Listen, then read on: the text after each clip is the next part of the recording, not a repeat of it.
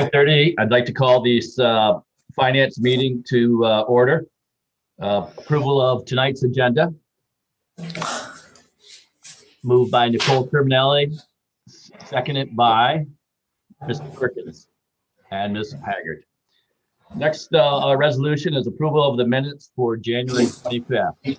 Moved by Kevin, they need to vote. Oh, I'm sorry. Yep. Okay. Let's That's vote okay. on the, sorry. It's the Florida heat. Sunscreen. So the call to the order, the approval of the agenda. All those in favor signify by saying aye. Aye. Opposed, motion carried. Now for resolution for the minutes on January 25th. I believe we had Mr. Perkins as the motion and also Mrs. Haggard as the second and Mr. Terminelli. So all those in favor of those minutes, no changes, please signify by saying aye or putting your hand up. Okay, thank you. I can't tell who's actually at the meeting. It looks like Jim Reagan, Larry Denisha, and is that Harry in the corner? Yes, it is. Okay, okay, thank you. I believe that Mr. Burke is not going to attend tonight. Is that correct, Ruth? I have not been told that, but I can check. Okay. That's correct, Kevin. He did call and. Okay. So I would like Mr. Burke to be excused. Mrs. Haggard, do you have a question? Is Mr. Lightfoot here? I do not see him there, and I don't see him on. Just off your left lens there. Yes. Okay, I don't see him on mine. Okay, all right, well, we'll move ahead. Joe, you'll have to shout if you need to comment. So first up is our COVID-19 update by Dr. Williams.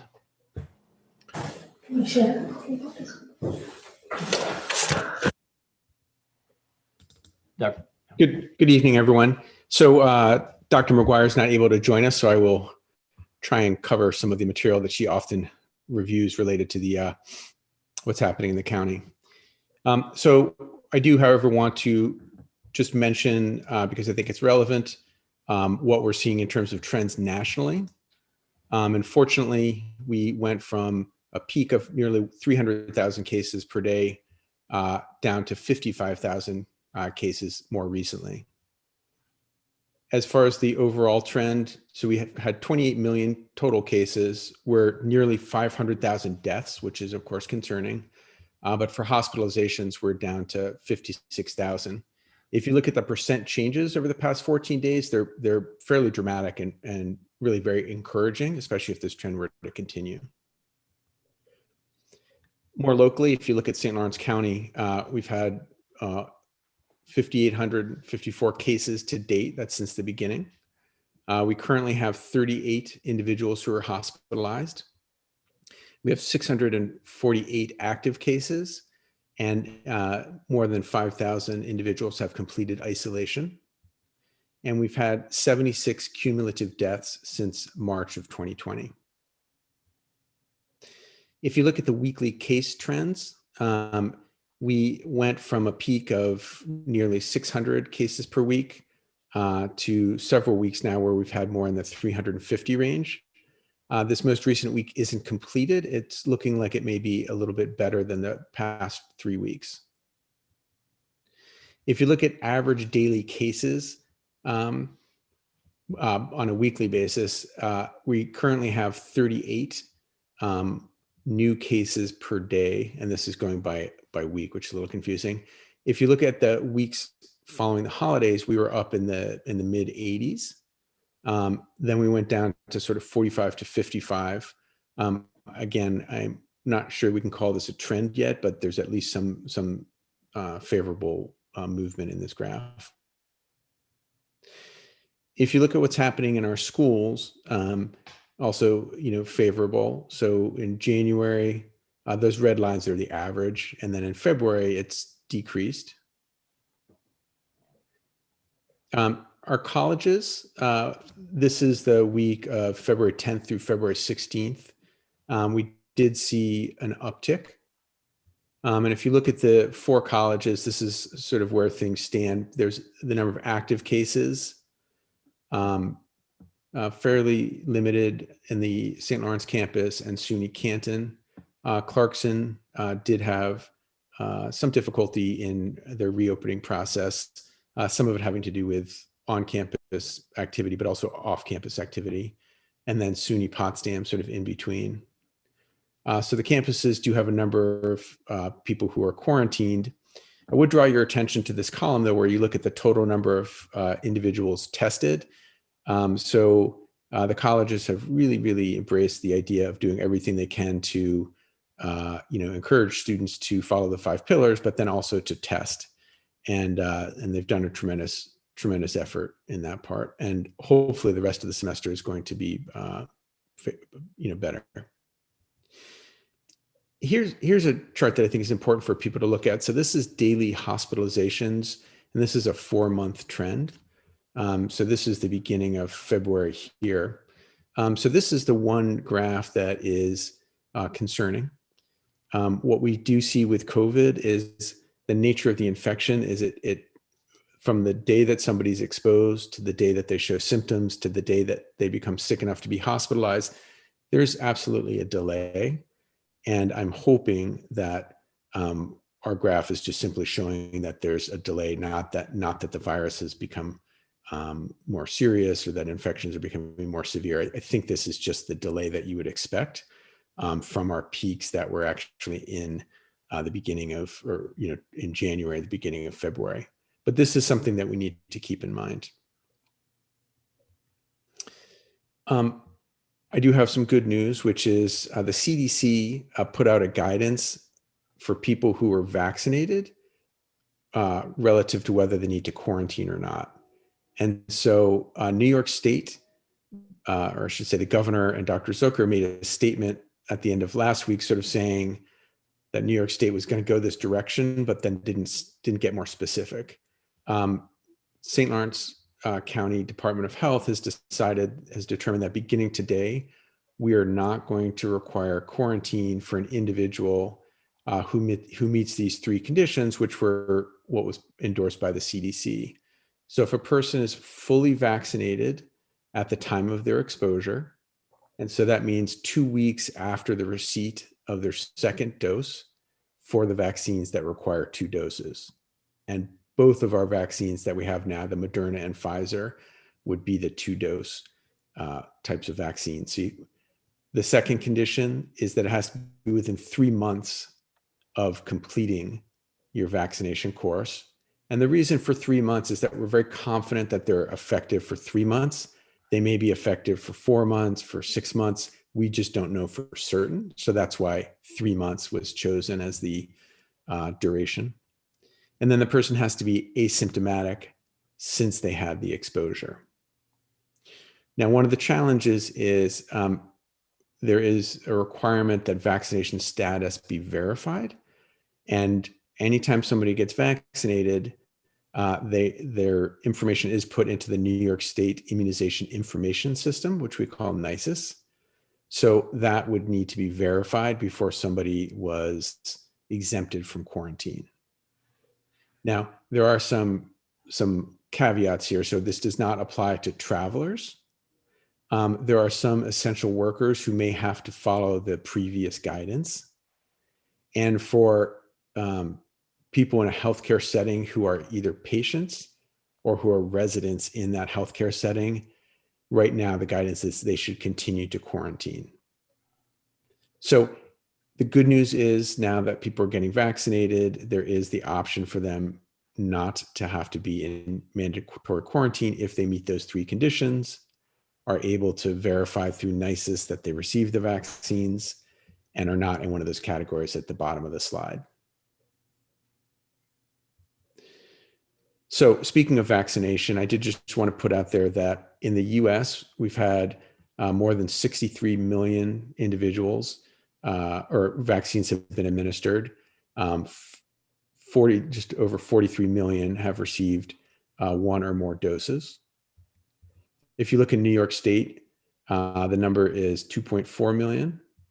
And if you look in St. Lawrence County, nearly 22,000 have received at least 1 vaccination.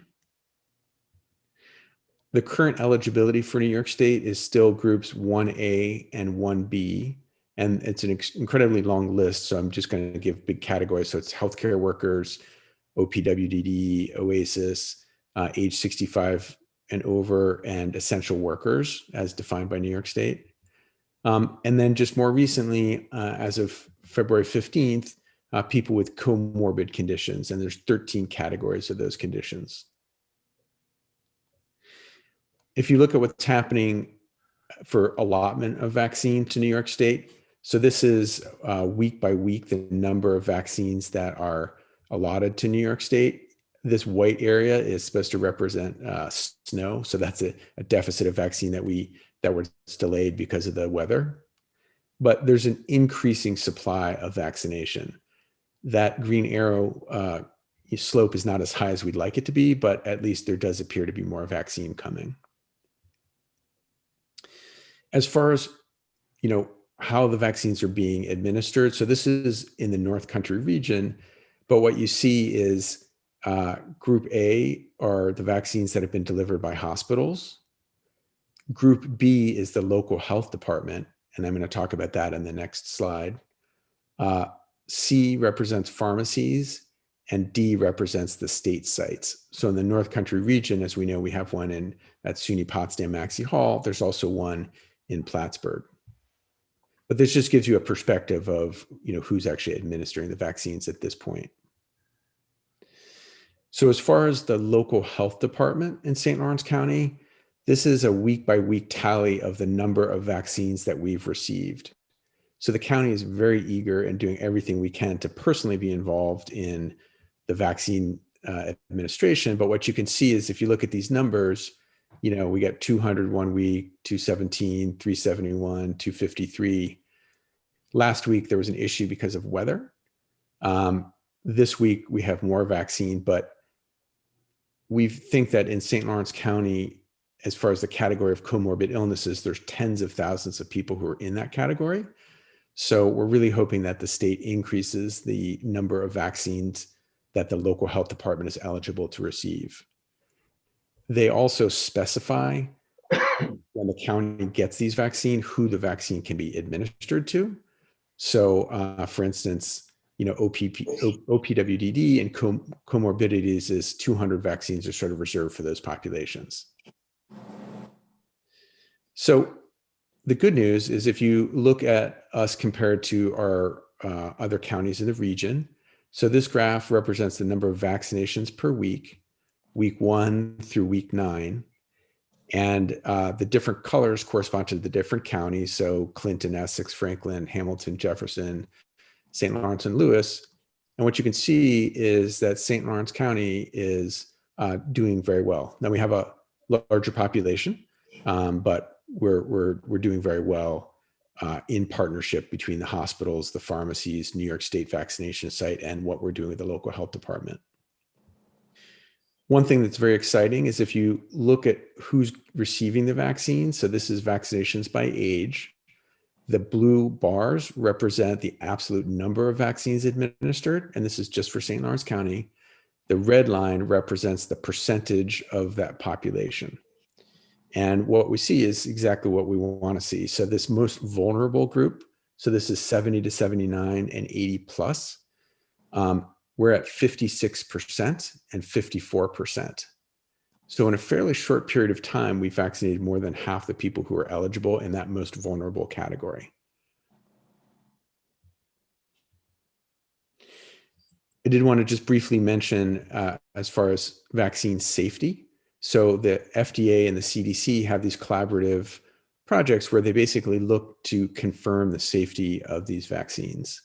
So there's 3 main systems. There's actually 5, but three primary ones. There's something called vSafe. There's something called the Vaccine Adverse Events Reporting System.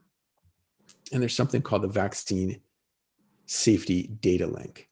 And those are the 3 main things that we as public health people and physicians look at to ensure the safety of these vaccines. And what you see with vSafe is that people, after they get vaccinated, after the first injection and a little bit more commonly after the second injection, people do get, I would call them effects, not side effects from the vaccine. And it's really just an indication that your immune system is responding to the vaccination. And what they are demonstrating is that these symptoms, which are the ones we've talked about, so pain at the injection site, fatigue, headache, myalgias mean muscle pain, chills, fever, swelling, joint pain, and nausea, those are all sort of flu-like symptoms that people get. What they're seeing is it's very much paralleling what was found in the original safety trials, in the phase 3 trials that Pfizer and Moderna put out. So more and more of this data is becoming available, but as we have more than 60 million people who've received these vaccines, this data becomes more meaningful because it's representing so many people who've received the vaccine. The other thing that I find interesting, and this is a very busy slide, I apologize, but for the vaccine safety data link. So the first slide was talking about effects that people have in the first 1 to 3 days. The VSD is looking for things that might happen weeks or months afterwards. And what they're looking at is they're comparing, they're looking at all these different diseases, and you don't need to remember what they are, but basically these are the concerning diseases that people might think a vaccine was associated with. So they look at all these different things, and then they look at how often it happens in people who are unvaccinated. So for instance, with heart attacks, in this sample population, 179 people who are not vaccinated had heart attacks, because that's what happens. If you follow people in this country over a certain period of time, many people will get these diseases. What you want to look for is what's called an adverse event signal or no signal. And so what you want to see is what we are seeing, which is that the number of events in people who are vaccinated are very, very low, and a lot lower compared to people who are unvaccinated.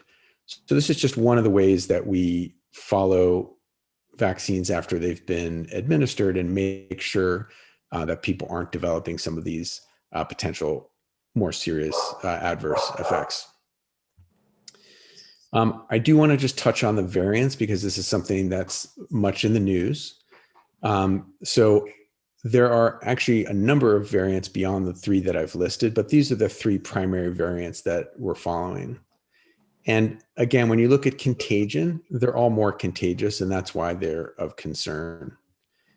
If you look at case fatality rate, the UK variant is still kind of not for certain, but maybe a little bit more lethal. The other 2, not clear. Perhaps the most pressing question is the effectiveness of the vaccines.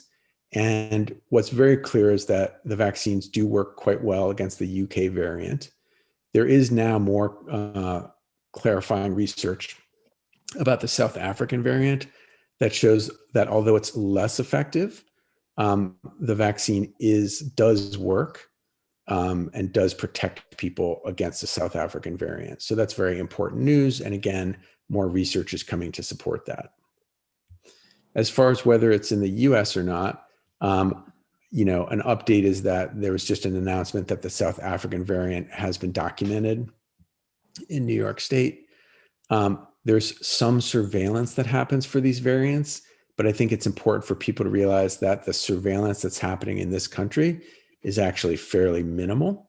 So, if you hear that there's a variant documented in New York City, it doesn't mean that we're testing everyone up here for variants or not. So the variants are present, but the vaccines appear to be effective. So just to kind of summarize, there's been a dramatic decrease in cases both nationally and regionally. For reasons that are not, that are important to understand, St. Lawrence County cases are decreasing, but they seem to be decreasing more slowly than in other parts of our region, our state, and the country. And our hospitalization rate is actually rising. So just a cautionary note. Congregate settings continue to be a challenge. Masking, hygiene, physical distancing are effective, but when there are lapses in these efforts, you see a predictable uptick in cases. So millions have been vaccinated, and all the data, both in the US and also, Israel has vaccinated a large proportion of their population, and all the data that's coming out of Israel is very much in favor of the safety and efficacy of these vaccines. Public health measures are now starting to change. So in particular related to quarantine, as I just mentioned. And then there's been significant progress in vaccination locally. The rollout of vaccine in St. Lawrence County is impacted by the supply and demand dynamics, which are largely out of our control. And then finally, I think it's important for people to realize there is room for optimism. That national graph looking at the very, very steep downslope of new cases should be something people are encouraged by. The variants do pose a threat, but the vaccines still work. And it remains key to continue the 5 pillars and intensify our efforts to vaccinate. That's my presentation. Okay. Who has questions for Dr. Williams? Mr. Arquette. Thank you, Mr. Chairman. Dr. Williams, I've been contacted by a business within my area involved in the healthcare industry.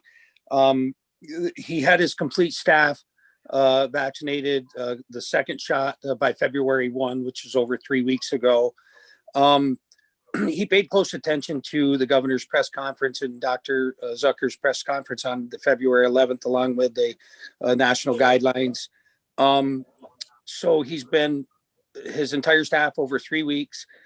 He was under the impression that anything over 2 weeks, and if one of his staff came into contact with somebody that was positive, that would not have to quarantine.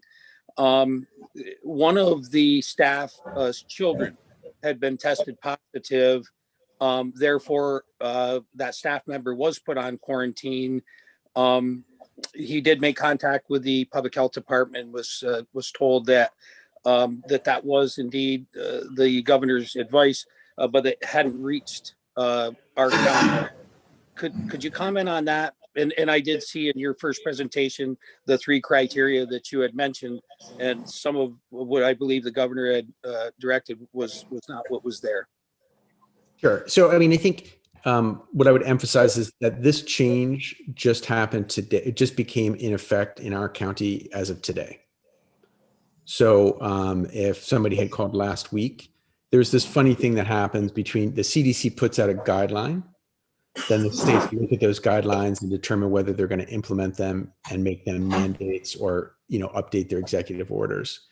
So it was a little bit challenging because we did hear the governor and Dr. Zucker make this announcement, on the 11th, I guess it was, and then everyone got very excited about it. But the messaging was you had to wait until New York State Department of Health was able to operationalize this. So now all the county health departments are basically saying, we got to move forward with this. And so our county, because we understand how important it is moving forward with it. It's important that people do meet those 3 criteria and that they don't fall into one of those exclusion groups. So people still do need to make contact with the health department for them to go through, confirm the vaccination occurred, and then confirm that they meet the criteria. But as of today, we are going forward with this policy. So, Mr. Chairman, if I could just follow up. Certainly, Tony. Okay, thank you. So I should direct the contact to reach back out to the public health department. Exactly. Thank you. Thank you very much. Does anyone else have a question? Kevin. Yeah, Mr. Smithers. Yeah, Dr. Williams, I have a question regarding the contact tracing and quarantines in the school districts. Are these decisions made by the schools or by the county public health department as to who's quarantined and the stipulations or guidelines for the quarantine? So unfortunately, Dr. McGuire would probably give a more accurate answer. What I would say is that it's a collaborative between the local health department and the schools. There are also 2 school specialists who are directly from New York State who work in our community. So it's sort of a collaborative effort, and the schools are definitely playing a role in helping to identify students. Ultimately, I think the local health department has the authority to make the determination, but I believe some of these decisions are kind of happening within the school systems based on New York State guidelines. Kevin? Go ahead, Go ahead, Harry. Yeah. The reason that I ask is I've been wondering this in one of the letters that was submitted in our emails from a parent regarding her school district. It seems like some schools are very quick to quarantine, and other schools, they've hardly quarantined and hardly been closed. So My question is, do these seem to be uniformly carried out? Or is there quite a lot of variation as far as, from one school district to another in this whole process of quarantining? So my answer is that my expectation is that it's being applied uniformly. As with so many things like this, whether that's happening all of the time, I couldn't say. If there's a particular instance that someone's concerned about it, certainly, within the realm of the local health department to check in and make sure that things are being implemented the way we would like them to be. Okay. Anyone else? Mr. Forsythe.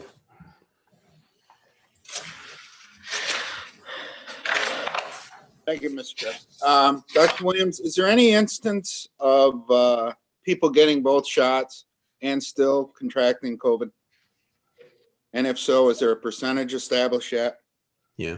So all the data that was initially available suggested like a 95% effectiveness for both vaccines.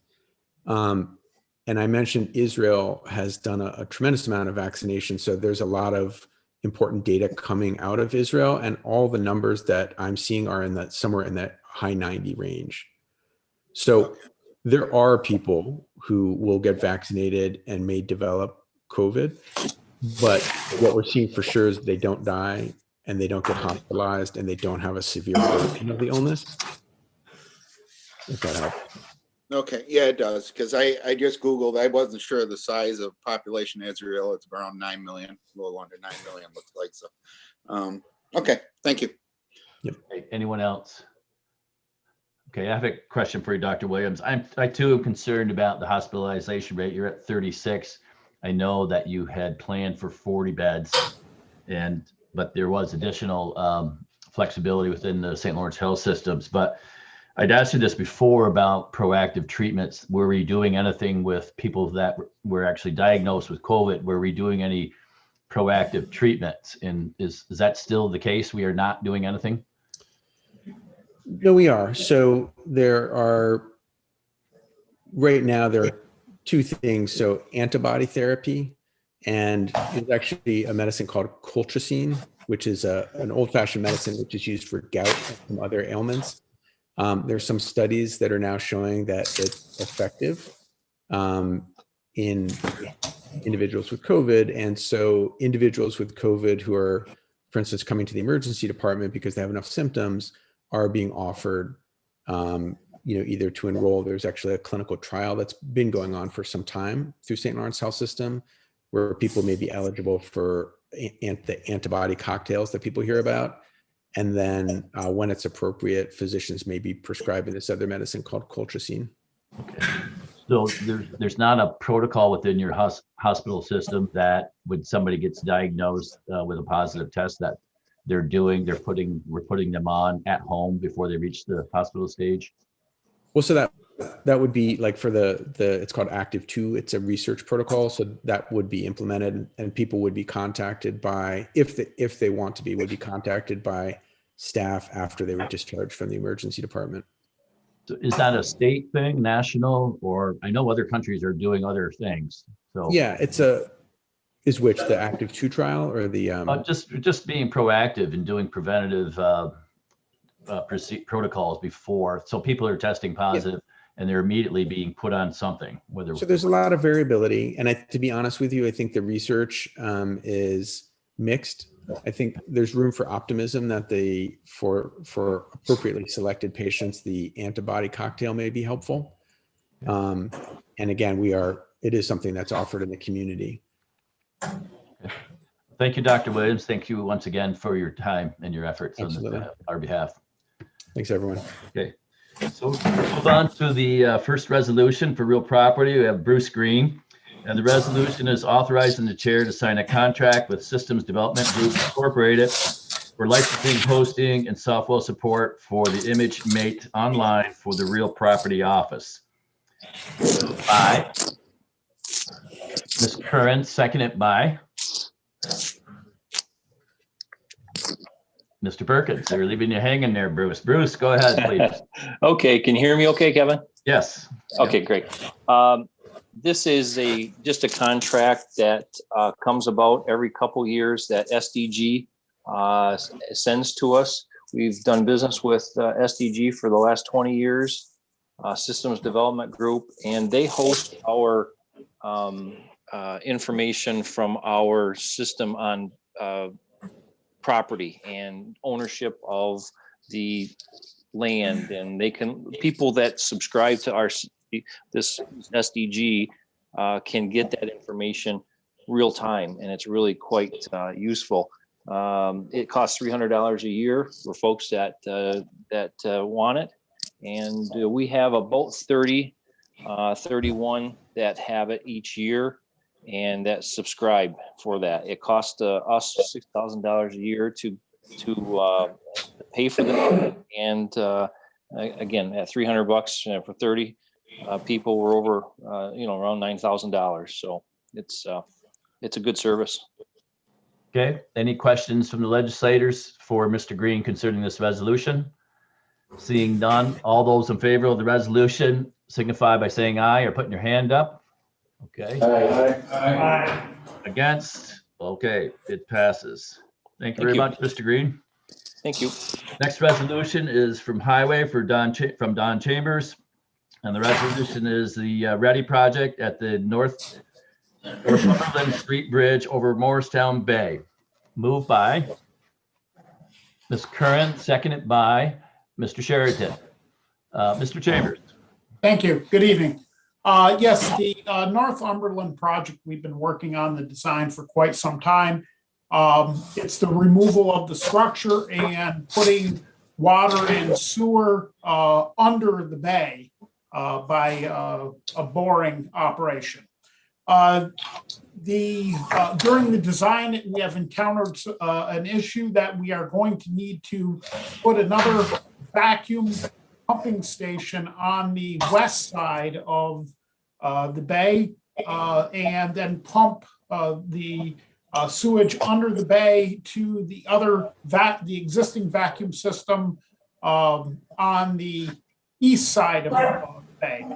The bid opening is planned to be this Friday, and I'm requesting that we take it up under consideration at Monday's board meeting.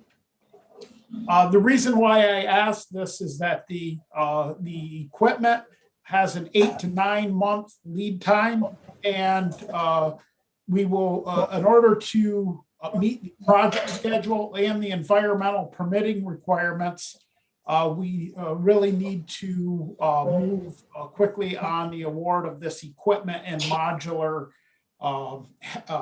building for this equipment. The other portion of the project, the actual contractual part, will be let within the next 2 months. But the equipment is a critical path item. So I hope that you will consider that on Monday for award. Okay. Thank you. Any questions for Mr. Chambers? Any comment from the Morristown legislative representative? We have Mr. Forsyth. Go ahead, Dave. Don, from what I hear, those pump stations can be fairly expensive. Any idea of cost? It should be a few $100,000 at least. And who would be the bearer of the cost? Who are you? Primarily, this is going to be the cost of the Ready Commission and 5% county match. The County or village match? County match? It's going to be county for and then if we run over budget, the town itself is going to take on any overruns.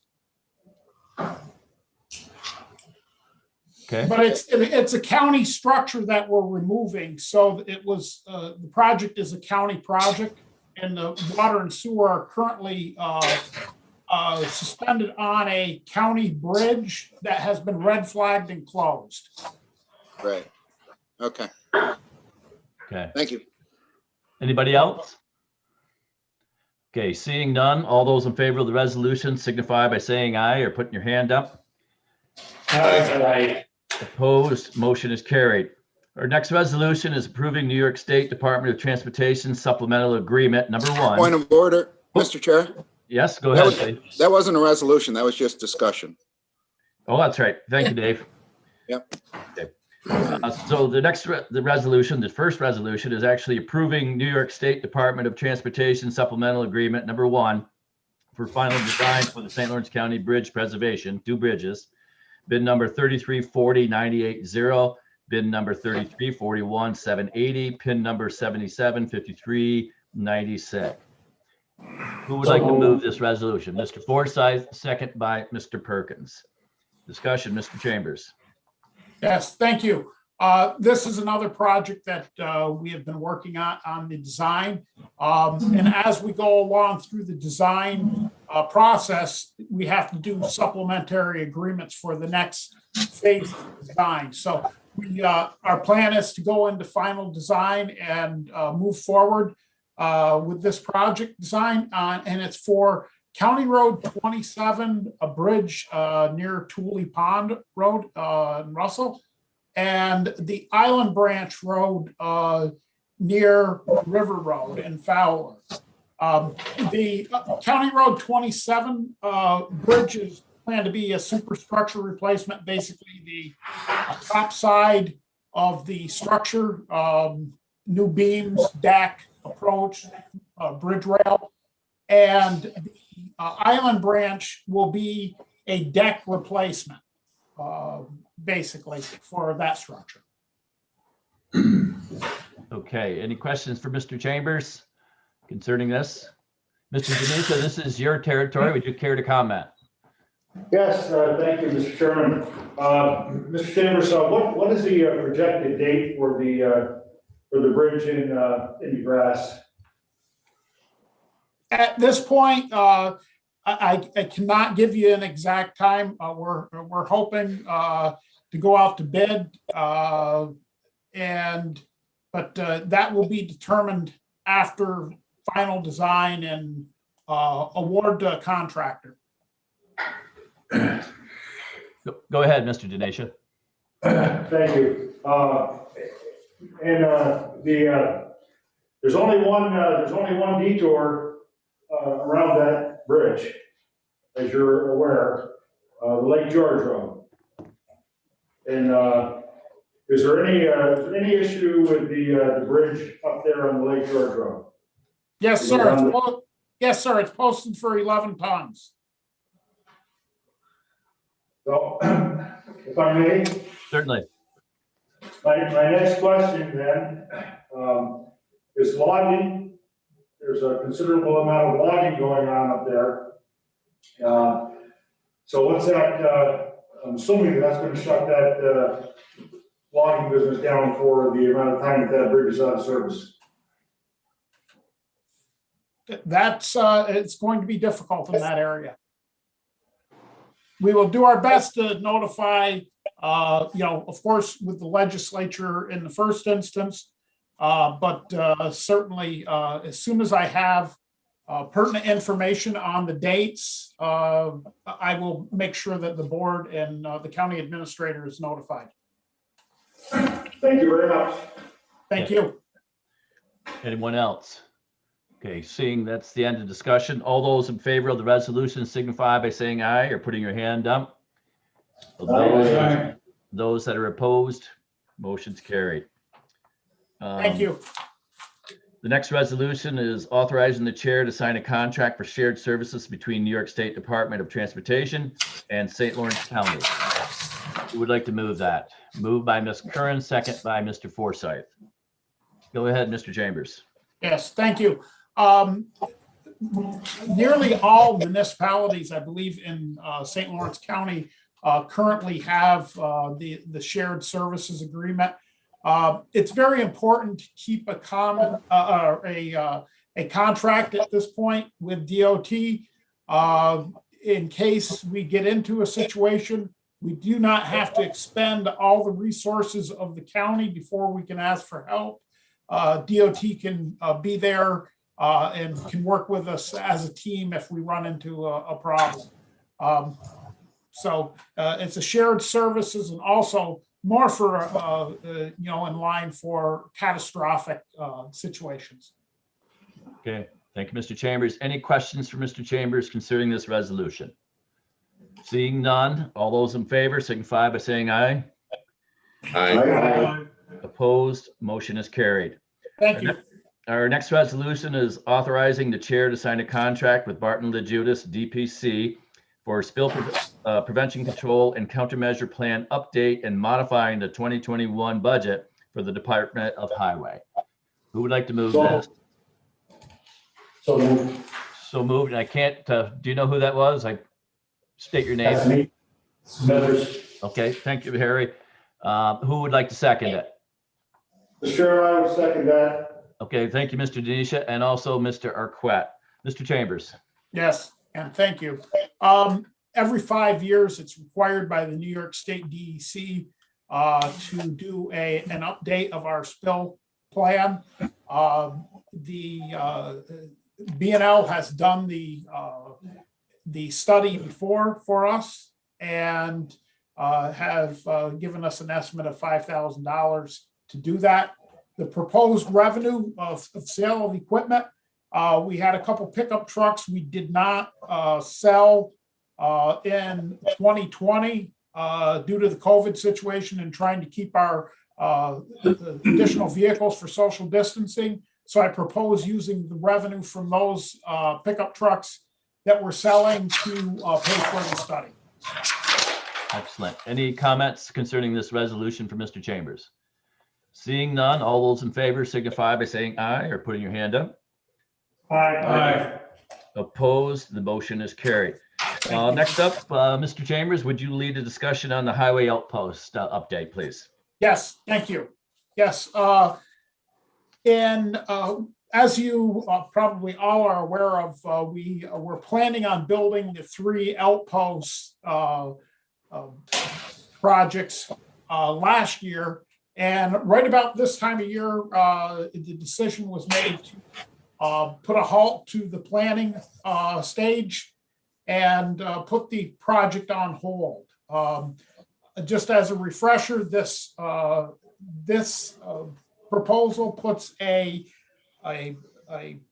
truck storage, salt sand storage at the Lisbon location on 28A at the current emergency services tower next to the solid waste facility. Another salt storage and truck garage at the current Russell Outpost on County Road 24, just outside of the hamlet of Russell itself. And then also at the Potsdam location, co-locating with the town of Potsdam, actually within the village of Potsdam. So at this point, all the equipment that we have is stored outside. You know, trucks are plugged in, our plow trucks, our loaders. So we have no indoor storage. And we have very little for salt storage and no indoor storage for our sand salt mixture. So this project will provide for that those situations for housing for the equipment and also covered storage for our salt and sand. The salt storage at the Russell project does have a New York State grant through the Clean Water that we have already been awarded. So it is a reimbursement grant, so we have to spend the money, of course, and build before we get reimbursed. At this point, I plan to try to bring to the board at the May 3rd meeting a resolution to award the contract to a contractor or contractors. Okay, any questions for Mr. Chambers concerning this project? Mr. Forsyth. Don, there's been a lot of discussion of late, and thank you, Mr. Chair. A lot of discussion of late on building costs and materials, especially. Is there any concern to this project I know a lot of it's concrete walls, I'm sure, but still, I know a lot of people aren't building right at the present moment because of the cost of materials. I can say that this, they have concrete foundations and some concrete wall, but there's a lot of timber. Timber costs have gone up significantly. I don't know if the timber prices are really going to come back down at any time soon. Fairly scary, yeah. The concrete prices are relatively stable from what we've seen. Okay. They're nowhere near the cost increases of, say, the timber. Yep. But and I know shading is through the roof. Yeah, certainly the board has the one way to find out what our prices are going to be is to get the bid in front of the board. Yep. And I think at that point, it won't be a hypothetical. It'll be. This is what it is. Yeah. Okay. Thank you. Mrs. Haggard. Thank you, Mr. Chair. Mr. Chambers, did you say the May 3rd meeting, you would have a resolution on that? That is the plan, yes. Thank you. At the earliest. Okay. Anybody else for Mr. Chambers? Okay, seeing none, thank you, Mr. Chambers. Thank you. Next up for our Workforce Innovation and Opportunity Act, we have Barb Lashua. And the first resolution is modifying the budget for the Workforce Innovation and Opportunity Act for the fiscal year of 18 for Trade and Economic Transition National Dislocated Worker Grant. We are moved by Ms. Curran, second by Mr. Perkins. Ms. Lashua. Barb, you're muted. Barb, we can't hear you. You're muted. I beg your pardon. Thank you. Are we okay now? You're actually kind of quiet. I don't know if you can turn up your Thank volume. you. And affect the 20. Okay. So I think, Barb, you're frozen out. We can't get you now. Try again. You're muted again. Try that.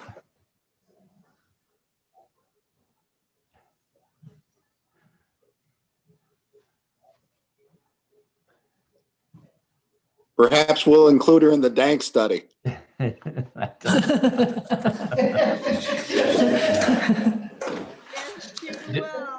Dylan, are you responsible for this communication gap here?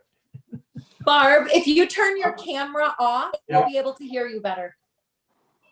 Okay, want to try this? Oh, perfect. Yes. Perfect. Okay, Thank great. you, Nicole. Okay, thanks for the help. I appreciate it. I'll talk quickly. I'm actually in the village office, which explains the crummy connection. So the program year 2018 will be affected by this additional funding. It's $17,922.46 under the Trade and Economic Transition National Dislocated Worker Grant. This money can be spent through September 30th, 2021. Thank you, Barb. Ms. Lajua, does anyone have questions for Ms. Lajua concerning this resolution? Seeing none, all those in favor signify by saying aye and put your hand up. Aye. Okay. Anybody opposed? The motion's carried. The resolution passes. Our next resolution is modifying the budget for Workforce Innovation and Opportunity Act, WIA, for the fiscal year of 20 for the Employment Recovery National Dislocated Worker Grant. Moved by Ms. Curran, seconded by Mr. Perkins and Mr. Forsyth. Go ahead, Ms. Lajua. Thank you. This is an additional $14,564.84 that can be spent through September 30th, 2022. The really nice caveat to this, it includes folks that are laid off as a result of quarantine, because they miss work to care for family members, because they cannot come to their regular workplace in order to allow for social distance requirements, are self-employed individuals, underemployed because of the disaster, or are on long-term unemployment. So we can help these individuals with some training. Okay. Any questions for Ms. Lajua concerning this resolution? Seeing none, all those in favor signify by saying aye or stick your hand up. Aye. Opposed, motion is carried. So Ms. Lajua, would you lead the discussion on the H-1B Rural Healthcare Grant, please? Sure. This was exciting. Our Workforce Development Board was asked to join in with several others throughout upstate New York. And this is a 4-year grant program. It's designed to alleviate healthcare workforce shortages through sustainable employment and training programs in healthcare occupation. It will have a grant director that is paid through the grant and will be handled through the lead county on this. So it's pretty exciting for us. We received letters of support for either training or employment locally from United Helpers, St. Lawrence Health Systems, Claxton Hepburn, BOCES, the Arc of St. Lawrence Deaf, JCC, and Canton College to help us along with the process of training and providing upskilling for employees in the healthcare field. Okay. Any questions for Mrs. Lajua? I guess you're clear to go. Thank you, Barb. Thank you. Take care, everybody. Yeah. So next up is our county attorney, Mr. Stephen Button. And the first resolution is authorizing the chair to sign and transfer a utility easement for a portion of the former J&L site to National Grid. Moved by Mr. Forsyth, second by Ms. Curran and Mr. Arquette. Mr. Button, would you care to comment, please? I certainly shall. The resolution you have before you will allow for the conveyance of a permanent easement to National Grid to lay line that will essentially connect from the substation as well as the main line from the roadway into the primary lot. If you recall, the former J&L site, approximately 56 acres in size, was subdivided into 4 separate lots. 3 of the lots are approximately 5 acres apiece. The final lot is approximately 40 acres. This line would run power into the 40-acre lot, closer to the current location of the former pit that was used for extraction of ore. It has been at least my understanding that this line is necessary to power the site in the event of future development. Okay. Any questions for Mr. Button concerning this resolution?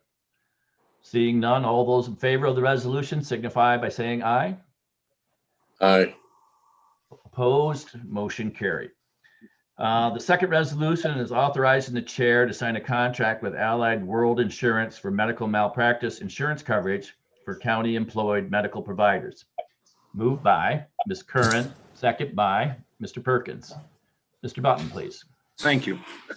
As I believe the county legislators are aware, the county actually acts as a self-insured entity, meaning we operate essentially an insurance company out of the county attorney's office, both on the workers' comp side and on the general liability side. Well, some of our more specialized practices require a more specialized coverage that we don't recommend be provided through the general self-insurance setup that we have. One of those happens to be medical malpractice insurance. We currently have 2 primary operations with a satellite operation for medical services, our public health department, our community services for both mental health treatment and our clinical chemical dependency treatment, as well as our satellite services at the jail that are rendered to inmates.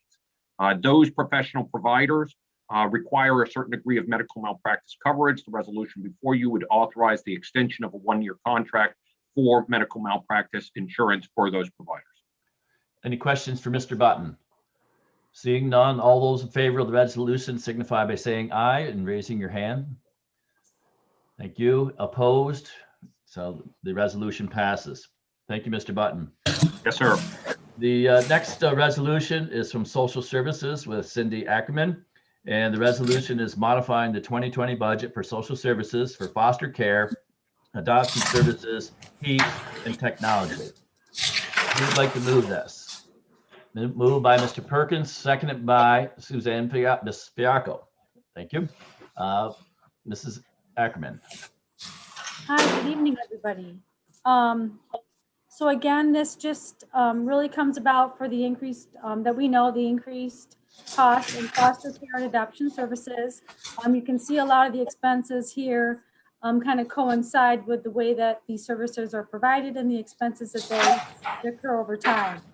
The one thing I think that's, I can say is up until now, we've been able to, kind of take in, I think, with our budget and some of the revenues that we've had, and some of our, being down staff and things like that, for our positions that have already been approved, have in our reallocation of funds have kind of allowed us to, come in and do budget modifications that covered a lot of our cost. So I think overall, and you'll see here that we do have a need for some contingency funds of $1.1 million. But I think, again, overall, if you look at the overall cost of our children in care, that we've done a really good job at, trying to work with those costs, within the department for the year. Okay, So, thank you.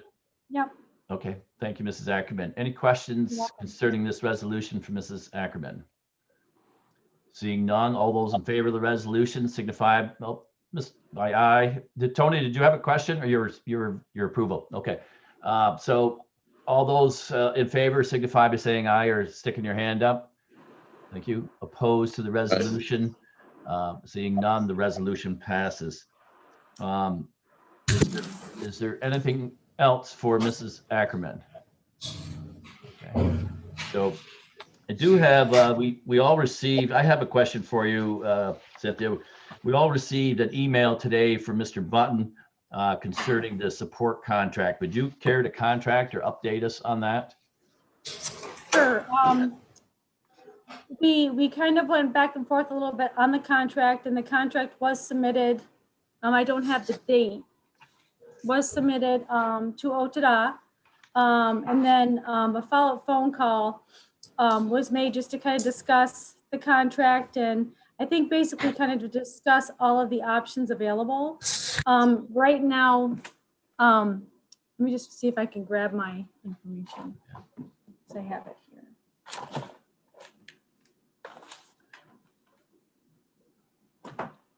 And I did send a follow-up email to Ruth Ann Steve Button. So in the conversation, in the email, I attached the memorandum. There's a pretty significant memorandum that goes with creating a support contract. And with that, to try to keep it short, is a worksheet that has to be submitted through OTDA, it would be from the county attorney, to kind of calculate how that amount or the term of the contract comes to be. So in the phone conversation, we learned a lot about that. The Brian Wooten from OTDA was very open in discussing, how this works, what other options, DSS departments will take. It kind of goes by the setup of the departments, whether they do have internal counsel or don't have internal counsel. So we did learn a lot. So we also did talk about, what it would be like if we kept it internal cost-wise versus external. So the outcome of that so far was that, either A, we keep it internal with DSS, or B, we look at submitting it properly, which would mean filling out the attachment 4 of the memorandum, which will need to be submitted to OTDA for them to go through and then seek approval based on that. So that's where we're kind of at. There was some confusion with the percentage of reimbursement.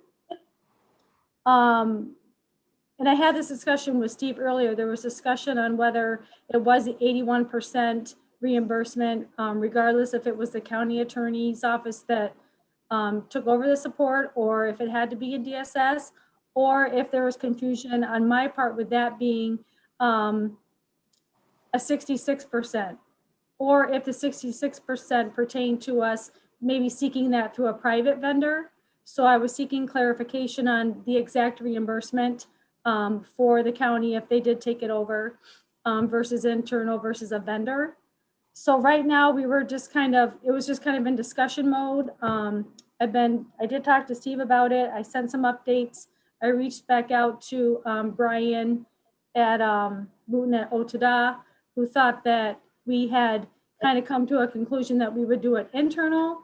But I told him that even though we had discussed that it didn't negate the fact that, you know, based on the information submitted with the memorandum attachment 4 worksheet, that might, you know, seek to give us the option of also going through the county attorney, depending on the outcome of that approval through OTDA. Okay, well, there seems to be some confusion, but I'll answer my question later. Mr. Arquette. Mr. Chairman, I believe you indicated that everybody had received that email. I had not received that email, and I believe there's several other people, several other legislators that have not received that email. Where did you say that was generated from? Well, Mr. Button, did you not send that out this afternoon? Mine says that I got it at 2:25 this afternoon. I believe it was to, I guess was it to everyone?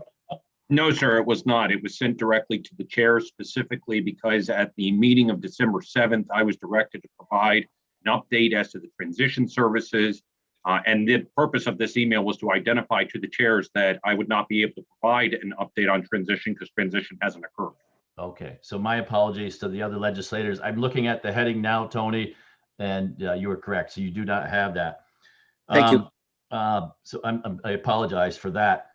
But it looks like that on December 7th, we authorized the transfer of all child support enforcement actions to the Office of the County Attorney. So I'm surprised, Ms. Ackerman, that you actually were looking at still doing it internally when we decided on December 7th to move it to the County Attorney's Office.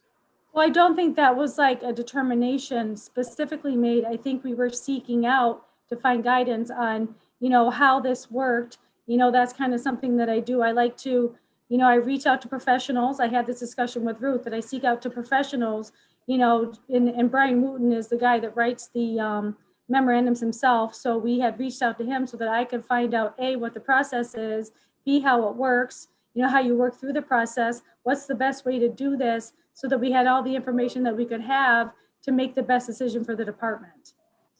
Okay. Well, it just seems confusing because the initial contact was that support was going to be the county's responsibility. We had received short notice of it, and then the discussion was had where that we were going to actually be doing that because the reimbursement would be higher. So that would explain why the contract wasn't set until January 29th then, from your office to the OTDA. Well, I think Steve and I went back and forth a couple times on the price, and then I think the week after that, when we finalized on a price that it was submitted to OTDA. Okay. I can forward the emails with the dates. Okay. If that would be helpful.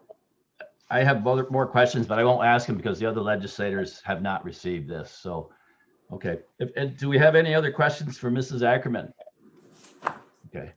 Thank you very much. Okay. So next up is Legislator Lightfoot, and we have a resolution. Mr. Akers? Yes, Mr. I have a question for Ms. Ackerman. Okay. Go ahead, Mr. Lightfoot. If I may. Thank you. Ms. Ackerman, concerning what you just explained, and I must say that it's either my hearing or your microphone that I miss a lot of what you're saying, the wording. So perhaps you've already explained this and I've missed it, but where are we now with this process? As Legislator Akers explained, that we authorized 2 months ago. Where are we with, what are we waiting for? Who are we waiting for? What information or any additional information does the state of New York that you are dealing with require in order for us to proceed and enact the resolution that was passed here a couple of months ago. Where are we with this? What is left to be done? So right now, should we, if moving forward with the county attorney is what, is in play, then the attachment 4 of the memorandum that was forwarded will need to be filled out and submitted to OTDA, because they cannot make a determination without the fulfillment of that attachment 4 on the memorandum. And I can forward that attachment out on the emails that I have that I've sent, if that would be helpful. Okay. Any follow-up, Mr. Lightfoot, or that answers your question? Right now, Kevin, I'd like to chew on this for a day or two and perhaps have a back and forth with Mrs. Ackerman at perhaps our board meeting. Okay, thank you, Mrs. Sure. Ackerman. Thank you, Mr. Lightfoot.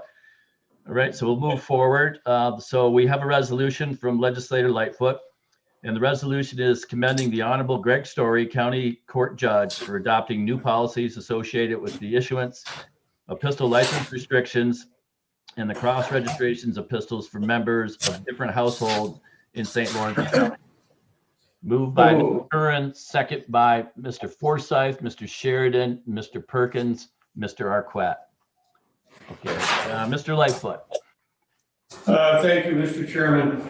As you have seen, this is a rather lengthy and pretty much a self-explanatory resolution commending and thanking County Judge Story for his removal of some of the restrictions that had been in place or had been placed on and adhered to by the prior elected county court judge.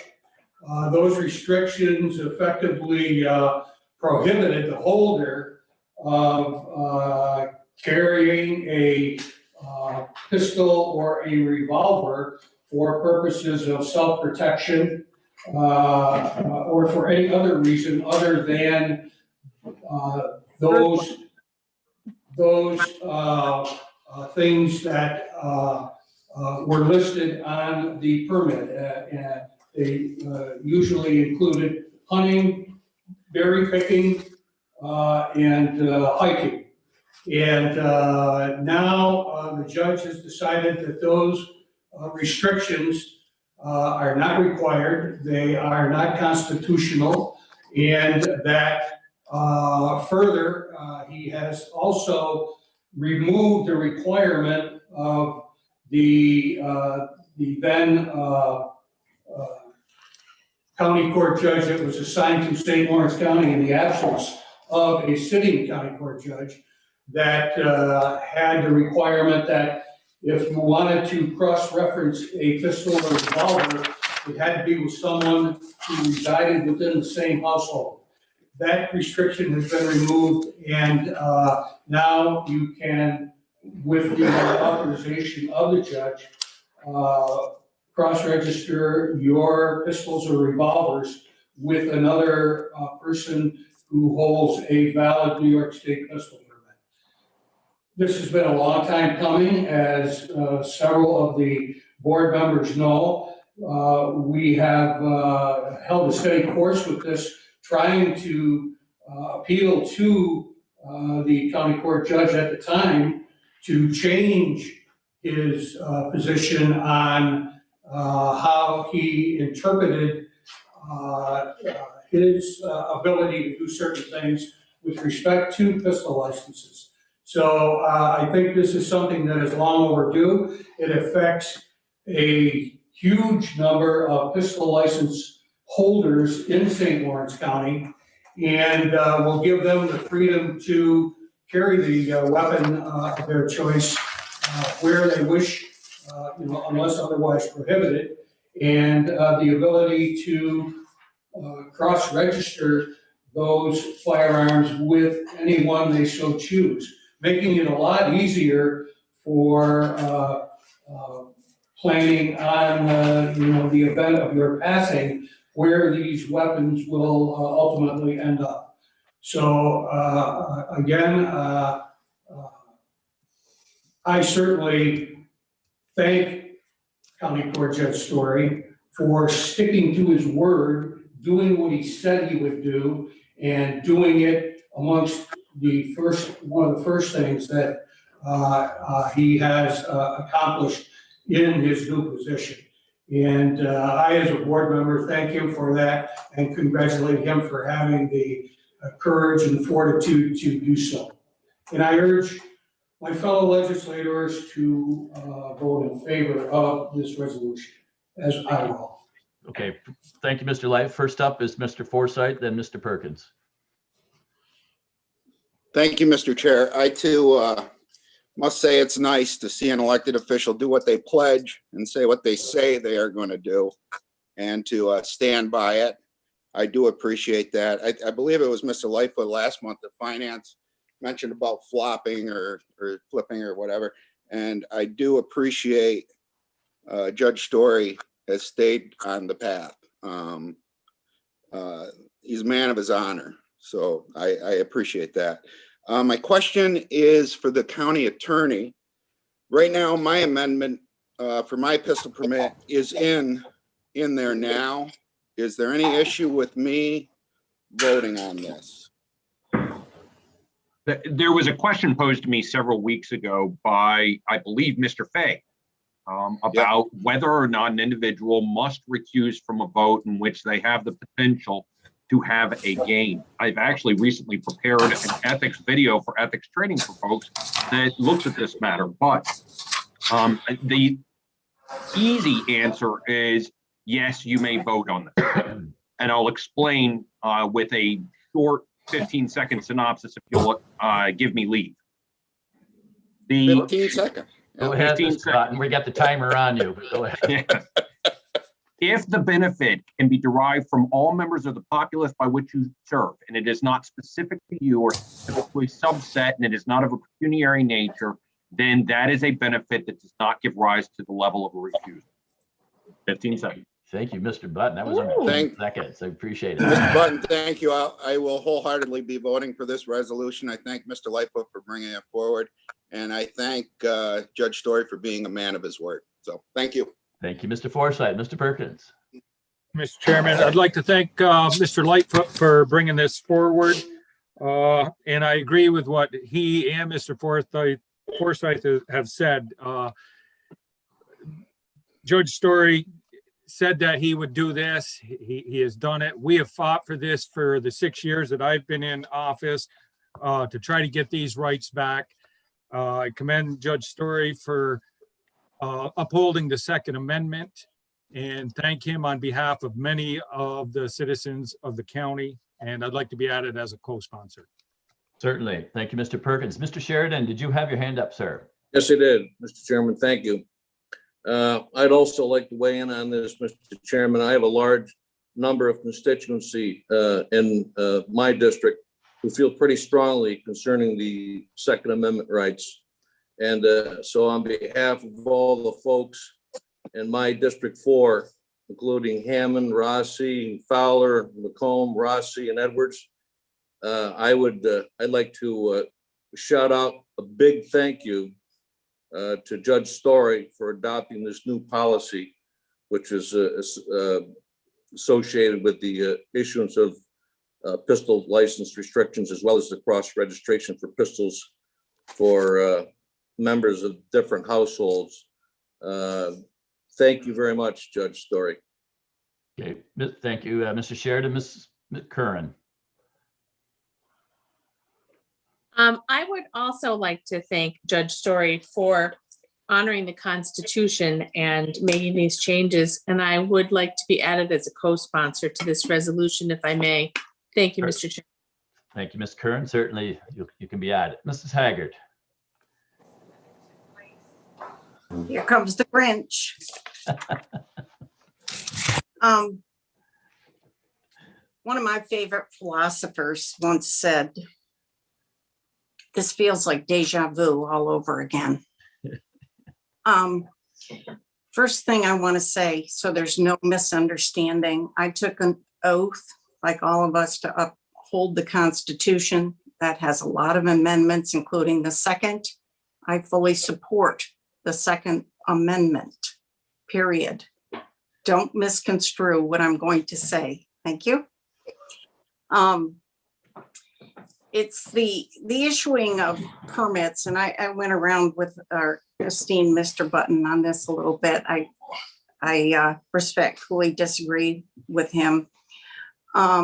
This is part of the Honorable Judge Story's purview.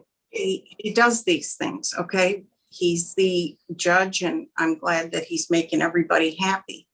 But I don't believe that this kind of a resolution is appropriate when we have a separation of powers. I wouldn't want the judge to start weighing in on the things that we do here. This is reminiscent to me of the school boards. I'm glad that he is a man of his word. I appreciate that, and I wish him the best of luck in his position, all of the above. But with all due respect to the authors, and I will consider Mr. Button one of my advisors on this resolution, I'm going to abstain. And I'm solid on an abstention. A no might signal that in some way I'm against guns. We have a Second Amendment. I swore to uphold the Constitution. That includes all the amendments, okay? So that being said, I don't like the precedent that this sets, and I will abstain. Thank you very much for listening. Thank you, Mrs. Haggard. Anyone else? Mr. Arquette. Thank you, Mr. Chairman. I'd like to be added as a co-sponsor as well. And I represent Outer Messina, Brazier, the town of Lawrence, and into Nickelville, and a large contingency within my constituency strongly support this type of resolution, and I'll be supporting it tonight. Thank you, Mr. Arquette. Anyone else? Mr. Chairman, Yes, Mr. Sheridan. I would like to as well be added as a co-sponsor and to remind everyone that that Second Amendment shall not be infringed. Thank you. Thank you, Mr. Sheridan, and you will be added. Mr. Denisha, please. The county is muted for some reason. There you go. There you go. I want to thank Judge Story for following through on one of his election promises. It means a lot to a great number of my constituents as well as myself. And I would like to be added as a co-sponsor as well. Thank you. Thank you, Mr. Denisha, and certainly we can add you. Anyone else? Mr. Akers. Yes, Mr. Lightfoot. I'd just like to point out that it is the legislators or legislatures that make the laws. And in case of the Constitution, they go back to the founding fathers. But the laws covering pistol licenses and revolvers are made by the state legislature here in New York. It is up to the judges to rule on the meaning of the law and the content of the law vis-a-vis the constitutionality and other statutes that may be in effect at the time. So to say that, as Ms. Haggard did, that the separation of powers, yes, we realize that there's a separation of powers. The prior county court judge, I think, overstepped his bounds by putting his own preferred restrictions on a perfectly good law that judges prior to him, to my knowledge, all the way back to Judge Edmund Shea, who signed my initial permit many years ago, and the judges that followed him until we elected Judge Richards to that position. So, yes, there is a separation of powers. But I think in this case, the power rested with the people. A judge realized that and saw fit to rescind these other restrictions that had been infringed upon the rights of those permit holders in St. Lawrence County. Okay, thank you, Mr. Lightfoot. Any other comments? Ms. Haggard, I expect a rebuttal. Okay. No. With all due respect to Mr. Lightfoot, but I do respect what he says, I will continue to abstain, and I disagree with him, but I appreciate his opinion. Thank you. Okay. Thank you, Mrs. Haggard. Anyone else at this time? So it's a great resolution. I thank Mr. Lightfoot for putting this forward and Mr. Button for his assistance. I'd like to thank Mr. Button for his assistance. This is something that we've been fighting for since before 2015, but as you can know in the body of the language of the resolution, there's 10 different items of actions that we've taken since 2015, even to the point that at the Supreme Court, St. Lawrence County was mentioned in the case of New York City, where the individual was restricted from actually taking his pistol outside of the city to his camp or whatever. And so they made all kinds of excuses about going to lunch. And one of the justices, I can't remember which one, I think it was Alito or Gorsuch, made the comment that what if I wanted to have lunch in St. Lawrence County? So it's been an effort that we have been a part of and played a large role. Sometimes we didn't have all the votes or 100% support, but I think that this resolution is important. And I would request that we do a roll call vote. Kelly, if you would, please. Mr. Chairman? Yes, Mr. Sheridan. In my little speech I gave, I misspoke, and I think I said I represented Rossi one more time, except I did forget Pickering. So I want to add Pickering to the record. Thank you, Mr. Sheridan. Noted for sure. Okay, Kelly, whenever you're ready, please. Sheridan, Yes.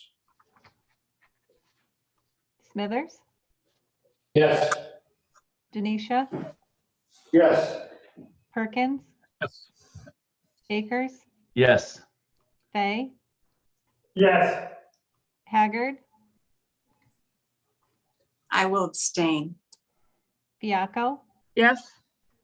Burke, Arquette, Yes. Terminelli, Yes. Curran, Yes. Reagan, Yes. Forsythe, Yes. Lightfoot, Yes. 13 yes, 1 abstain, 1 absent. Thank you, Kelly, and thank you to everyone. The resolution passes. Next up, we have a resolution from Legislator Reagan and Legislator Forsythe. And the resolution is authorizing the county attorney to render assistance to the city of Ogdensburg for the remediation of several properties believed to be environmentally contaminated located within the city of Ogdensburg. Moved by Mr. Forsythe, seconded by Mr. Perkins, Ms. Curran. And I can't see Jim. Have you got your hand up, Mr. Reagan? I think he's muted. He does. He does. Okay. And Mr. Reagan. So, Mr. Forsythe, would you like to discuss the resolution? Sure. I think this is a long time coming. I think with the help of Mr. Bowich and Stephen Button and what they've accomplished for the county, I think the city will benefit wholeheartedly as well as the county from this. And I can think of nothing more I'd rather see than the waterfront in the city of Ogdensburg redeveloped, uncontaminated, and made useful again. So I will support this resolution wholeheartedly, and I hope everyone else will as well. Thank you, Mr. Forsythe. Mr. Reagan, I can't say you, but would you like to make a comment, please? Yes, Mr. Chairman, thank you. I would urge my colleagues to support this. This is a golden opportunity for us to help move some of these properties on the waterfront back onto the tax rolls, back into commercial development. They're not making additional waterfront property on the St. Lawrence these days. This is an opportunity to get some property that has water and sewer service, that has roads, that is prime development property. St. Lawrence County's attorney, Steve Barton, deserves a great deal of credit. He and Mr. Bowich have pioneered a program that has successfully cleaned up 50 properties. These properties on the St. Lawrence will be some of the most valuable properties that this program will clean up and make ready for development. And I think it's extremely important for the future of St. Lawrence County and the city of Ogdensburg that we get these properties back in the hands of taxpayers who will bring new business, bring new enterprises, bring new jobs, and help get our county moving again. As an aside, I want to ask Mr. Buck a question. I noticed that the Kiwanis site is listed, and with its owner currently is the Ogdensburg Kiwanis Club. I'm a member of the Ogdensburg Kiwanis Club. It was my understanding the city of Ogdensburg is taking ownership of that property. Should I recuse myself or not? Mr. Button, please. The question I would ask are you a part of the executive body of the Kiwanis Club, Mr. Reagan? I'm on the board of directors. The Ogdensburg Kiwanis Club could theoretically have some pecuniary gain as a result of the activities we anticipate will take place at these sites. While I have not researched this specific issue directly, my recommendation in this matter would be that you probably should recuse from a vote on this matter. I'll do that. It's my understanding that the Ogdensburg Kiwanis Club won't benefit from it, that the city will be taking ownership of the property, and the Kiwanis Club will relinquish any rights to it. But I think that the best course is to do as you suggest and recuse myself. But I certainly appreciate this board moving forward on these properties that I think will help spur development in St. Lawrence County. Thank you. Thank you, Mr. Reagan. Mr. Button, will this preclude us from being able to send a bill to Legislator Reagan for any uncovered costs of the Kiwanis building, or was that the purpose of this? I actually don't believe you'll be able to send a bill on to Mr. Reagan specifically, but with your permission, I would like to address the resolution if I may. That was my next step. I didn't know whether to call you Mr. Clean or Ajax. You guys have done a tremendous amount of work for us. Go ahead. Well, that is something I do want to comment on, and I'm obviously greatly appreciative of the nice comments that people have had to make about the work that I have done, the work that Mr. Bowich has done. But I would be remiss if I did not point out the wonderful work and support from Renee Cole, from Emily Wilson over in her office, Sandy Bartlett over in her office, my favorite person in the whole world, Vicki Villafane Styles, She's a wonderful human being and a wonderful support to everything we do over here. Bruce Green over in Real Property. It's really been a team effort. And it's true, over the course of the past 6 years, as a part of the program that we have developed here, a first of its kind across the state, we've already cleaned up more than 50 properties around the county, and we're really just getting started, which is a really exciting thing. Over the course of the past few months, we have been meeting with the city of Ogdensburg. During the course of those meetings with the city of Ogdensburg, they asked us to take a look specifically at 5 parcels. There are 4 listed in the resolution: Shade Roller, MCYC, Kiwanis, and the Cybran site, but we've also been taking a look at the former Diamond National site.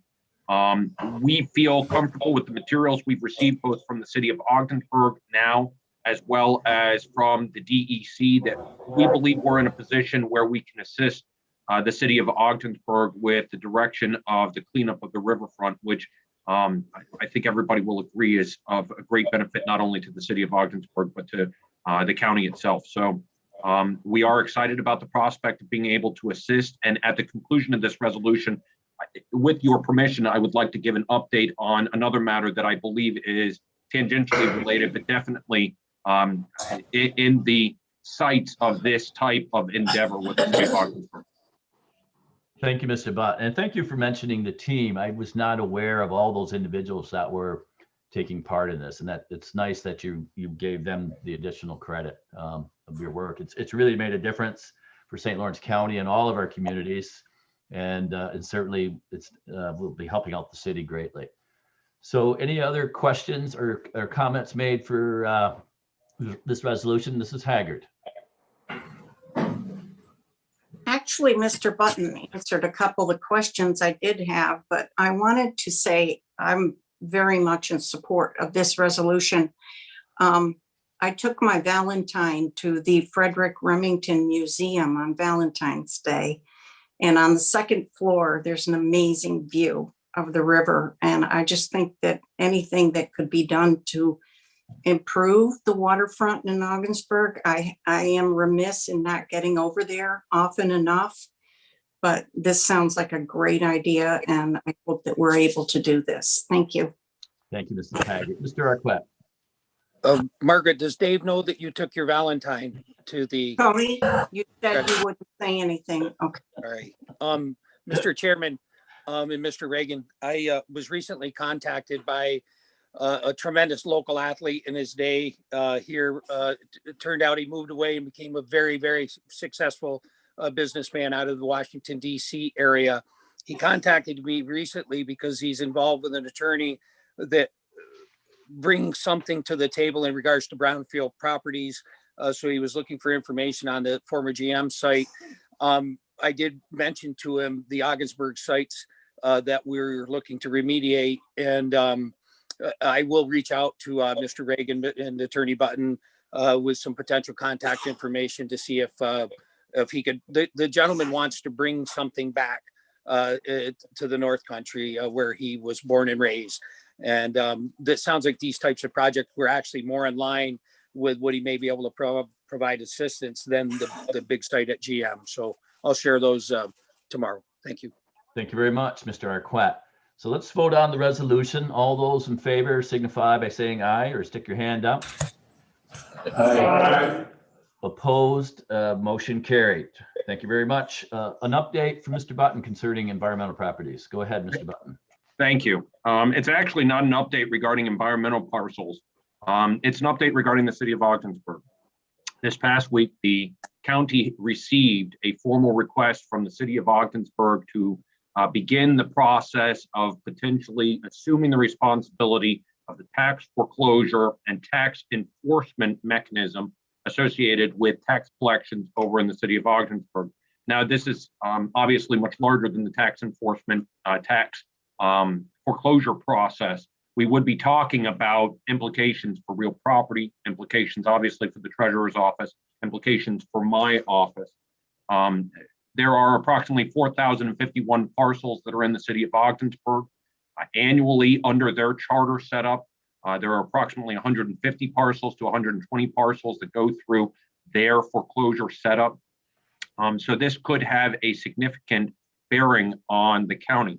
The reason why I update you with respect to this is not only of the significance of the request that was made, but because I wanted to have an opportunity to explain to you all what is required and what is not. Under the law, a city may, through its charter, establish a foreclosure process and a tax collection process for the taxes that are implemented by the city itself, as well as the city school district.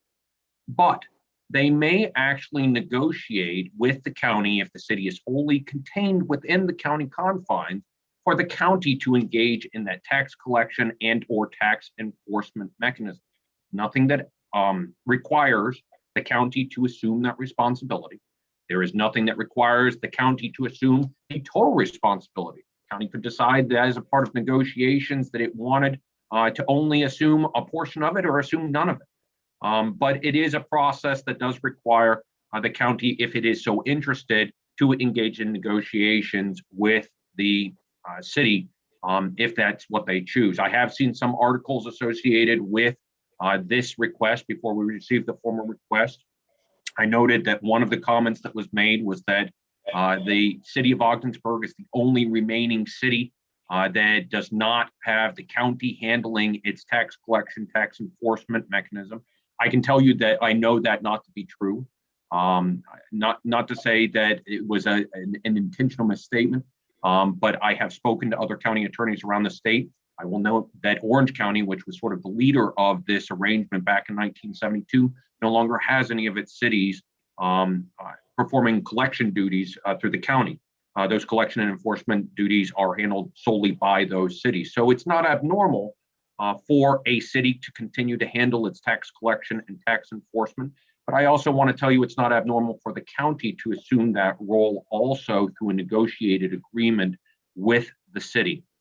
So with that being said, I would note that the request is likely to be addressed by the city council this evening as a part of their meeting. I do believe that it might be wise to at least hear out what the city has to say. If we wish to discuss negotiation processes or strategies associated with it or responses, those are most likely better reserved for executive, because this would be negotiations potentially related to the acquisition of real property. I will note that, as I indicated, we have a different process than the city. The city's process is set up right now so that they essentially foreclose after a single year delinquency, whereas the county is far more generous under the Article 11 process, Article 11 of the real property tax law, where we don't foreclose until essentially the third year of delinquency. So we allow people a greater amount of time to recover. We allow people a greater amount of time to redeem their property, which is very different from the city's setup, which would require some significant changes by the city to transition those services off to. In addition, we currently perform this service associated with the towns and villages. And when we do so for the towns and villages, we make them whole annually. Very significant amount of money for the re-levy of all delinquent taxes that remain unpaid at the close of the period. If the city were to transition over to the county would have to take into account the amount of money that it would have to continue to outlay to the city to make them whole until such time as we were able to begin our foreclosure through auction process to be able to recover some of those delinquent taxes through the sales of the property. At least a 2-year gap before we'd be able to move forward with that type of activity. So I wanted to make you aware. I felt, and in talking to Ruth and talking to Renee, it was important that you know what was on the horizon. And I believe it's most likely a good idea if some type of committee is established to look at this as a prospect and potentially discuss the matter with the city of Ogdensburg. Thank you, Mr. Barton. I see we have our county treasurer. Ms. Cole, would you like to make a comment? Yes, thank you. And thank you, Steve, for the nice words earlier about the environmental process. I guess we won't get into too much detail right now. I'll say that I 100% agree that if we are interested in doing this, I think Steve's right on the mark with setting up a committee to investigate it. there's a lot of variations of how it could be done. And it will definitely have a big impact probably on my office and possibly the real property office. There's 4,000 parcels in the city of Ogdensburg. And we do have some numbers of what those dollar amounts look like for school district reimbursement and the city reimbursement, because the school full and then the city of Ogdensburg full as well. So it would have a big impact on us. So it's definitely us taking our time, I would suggest, and not making a rash decision on it. Thank you, Ms. Cole. Does anyone have a question for either Mrs. Cole or Mr. Button concerning this matter? Okay. All right. Well, thank you both Sure. very much. Mr. Lightfoot has a question. Okay. Mr. Lightfoot, go ahead, please. Thank you, sir. Mr. Button, you explained one of the processes in that the city would like the county to take over their tax collection on properties levied within the city of Ogdensburg. And as it currently stands, the city does that for the county. Am I correct? But going forward, it isn't an either or kind of a thing, is it? In other words, the city could collect their own taxes. The county could collect its own taxes separately and distinctly from each other. Is that not a third option? Mr. Lightfoot, actually in 1972, there was a case called the City of Newburgh versus the County of Orange that resulted in a state assessment board opinion that indicated that while a city could not force a county to assume the responsibility of the re-levy, they could in fact abdicate their responsibility to collect the county tax, and the county would thereafter become responsible for the collection of their own tax. So there is nothing that the city can do to force us to assume the responsibility of the tax collection and remittance for the school district as well as the city. However, they could opt to place the county in a position to start collecting on its own tax that is imposed on the citizenry of the city. All right, thank you. Okay, so I have a comment then concerning that. In that case where, say, for an example, a property owner paid their school taxes and their city taxes, but didn't pay the county, would the county have the right to foreclose on that property? And if so, would it be the 3-year period? Under the Article 11 process, yes, Mr. Akers. The delinquency would still exist. The county would still have the right to foreclose its own interest. Okay, that's a little tricky. Any other questions for either Renee or Stephen on this matter? Mr. Forsyth. Thank you, Kevin. I guess we go back to the term of fairness. All the other towns and villages reap the reward of this at the present time. If the city is forced, and it always goes back sales tax, into the sales tax distribution formula to make them the same as the towns and villages, then why would their property taxes not be the same as everyone else's as well? And possibly bridges. I don't know. I don't know where that discussion would go. But I think the idea of a committee is absolutely a great idea. I hope Chairman Sheridan comes up with a good committee to address it. These are things on the burner that need to be discussed, and hopefully we can resolve them. So I think it'd be good for everybody. So. Okay, thank you, Mr. Forsyth. Anyone else at this time? Okay, seeing none, was there something else? Okay, all right, let's move on to the next.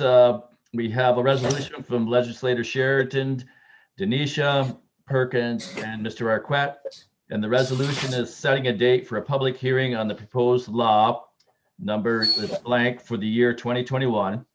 A local law reestablishing the St. Lawrence County multi-use recreational trail system and establishing a trail permitting process. Moved by Mr. Forsyth, second by Mr. Arquette, Ms. Curran, okay, and Mr. Perkins. Mr. Arquette, you are the trail representative. Would you like to discuss this, please? Thank you, Mr. Chairman. What this is a giant step forward with our trail system in establishing a trail permitting process. It will define a lot of the rules and regulations for us to move forward. And its ultimate purpose is to establish a sustainable trail that will be here for many, many years to come. It's been a long process, and it's time that the trail supports itself. It's certainly been a great contributor to our sales tax revenue generation over a number of years now. And again, this will establish a permanency and make it sustainable for many years to come. Thank you. Okay, Mr. Sheridan, Mr. Perkins, or Mr. Denisha, would any one of you that fathered this or authored this resolution, would you like to comment? Mr. Perkins. Sure. Thanks, Mr. Chairman. Mr. Arkwit said it very well. We've been doing this trail system for almost 2 decades now, and it was always intended to have a permitting process to keep for the management and maintenance of the trails in perpetuity, and it's the next step in the process, and I hope everybody supports it. Okay, thank you. Mr. Sheridan or Mr. Denisha, either one? Okay. I echo everything that Tony and Rick said. There's not much more we can say, except let's have the public hearing and see if there's any issues with it. But it looks to me like it's a pretty good law that's been written up by our county attorney. Okay, so Mr. Denisha, and then Ms. Haggard, and then Mr. Forsyth. Mr. Denisha, please. Thank you, Mr. Chairman. Yeah, I agree with legislator Arquette and Perkins and Chair Sheridan. This is what was envisioned at the beginning. We're there. It's time to. This is the next step forward to having a sustainable trail system. If we don't do it, I think all of our efforts are for naught. Thank you, Mr. Denisha. Mrs. Haggard. Okay, I don't know if this is a dumb question or not, but the permitting process, I asked Tony this once before. This allows people like cross-country skiers and snowshoeing and all that. They can use these trails too, right? Mr. Arquette, would you like to answer that question, please? It's defined as a multi-use trail, and that's exactly what that means, is that we offer many different userships out there. We welcome it. It's a trail for everyone, and I think that's what's going to bring its ultimate success. Okay, I believe Mr. Forsyth had a comment. Yeah, well, just a couple questions. The permitting process, now I see there's a $45 fee. Did I read that? Mr. Arquette, would you like to answer that again? Tony? That's what's being proposed at this time. Okay, so it's a proposed fee, and that's comparative, I guess, with Lowville probably and those areas. Okay. The second, is it your vision that this will be an enterprise fund? Like the trail fees will run the system, maintain the system, or the county will still be responsible for chipping in? Tony, If I could, go ahead. I was going to say, is Go this ahead, a question for Tony. Mr. Button or? I was going to defer to Okay. Attorney Button. Mr. Okay. Button, if you would, please. Thank you. Mr. Forsyth, I believe the intention of the group has always been to establish this as an enterprise fund that would ultimately be self-sustainable. I will say that the fee structure is identical to the Lewis County operation, with the exception of the penalties that could be imposed for violation.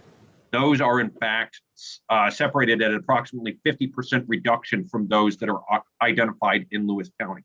But for all intents and purposes, the local law mirrors very similarly the Lewis County operation, and that's with great purpose.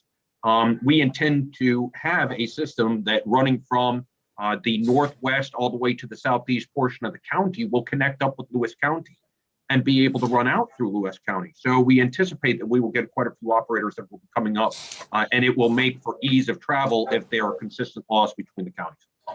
Okay. Okay. So just to follow up on that, Go ahead, Dave. Golfers join courses, and through their membership, they can join other courses. So is the envisionment of this enterprise fund, okay, so I joined St. Lawrence County's multi-use trail, and it finally ties into Lewis County Trail. Am I entitled to drive the Lewis County Trail, or would I have to buy a registration or a pass for Lewis County? If the question is being posed to Or me, have we not gone that far? if the What's question that? is being posed to me, I can answer that question. I'd Go love ahead, to hear. Mr. Button. Go ahead. Certainly.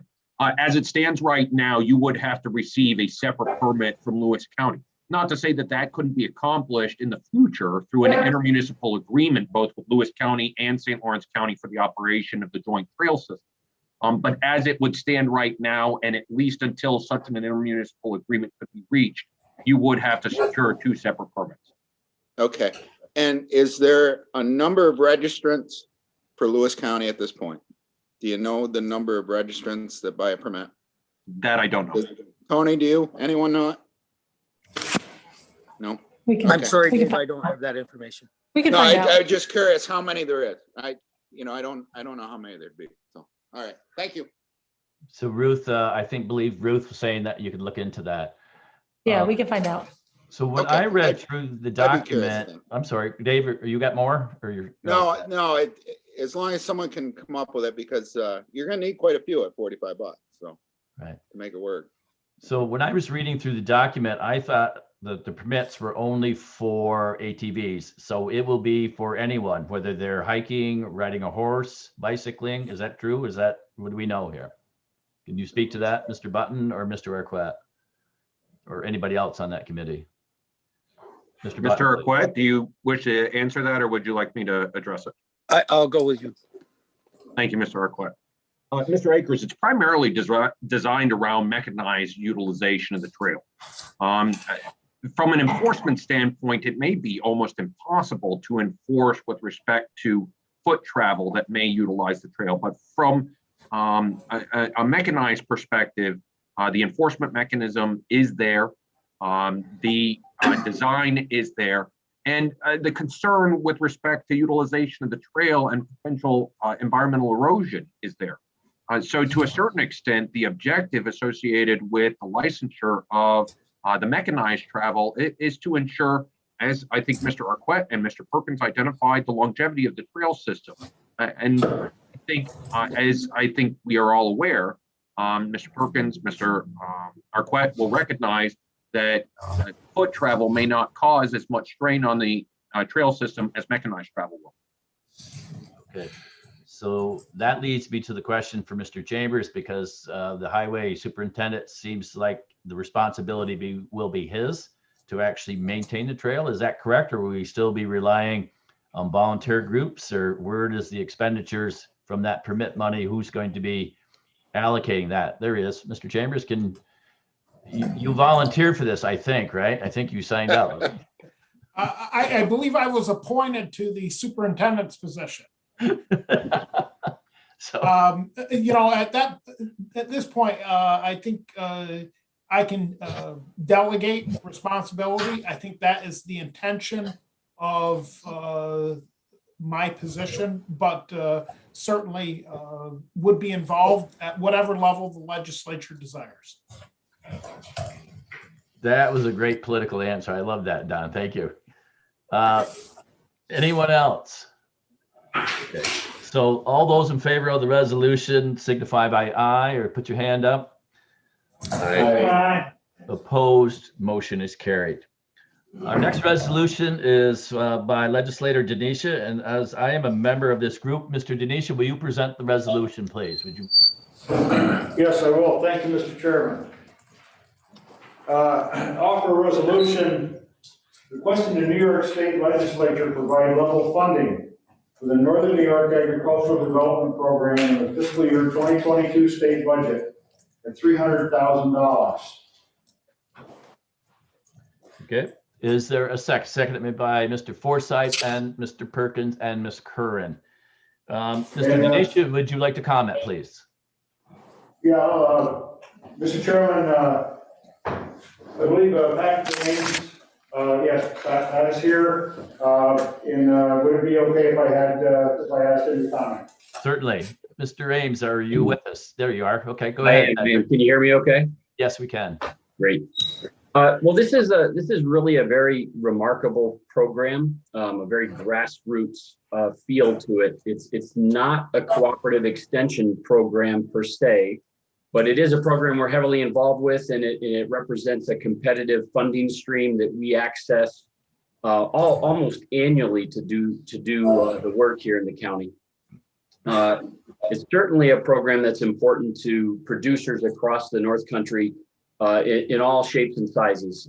It doesn't matter the agricultural sector you belong to. This program services you. So what the Northern New York Ag Development Program is, it's a farmer-driven small grants program that has been funded by the New York State Legislature since 1961. So we're talking about a program that's got an incredible body of work as it relates to providing knowledge and information to the producers in the North Country.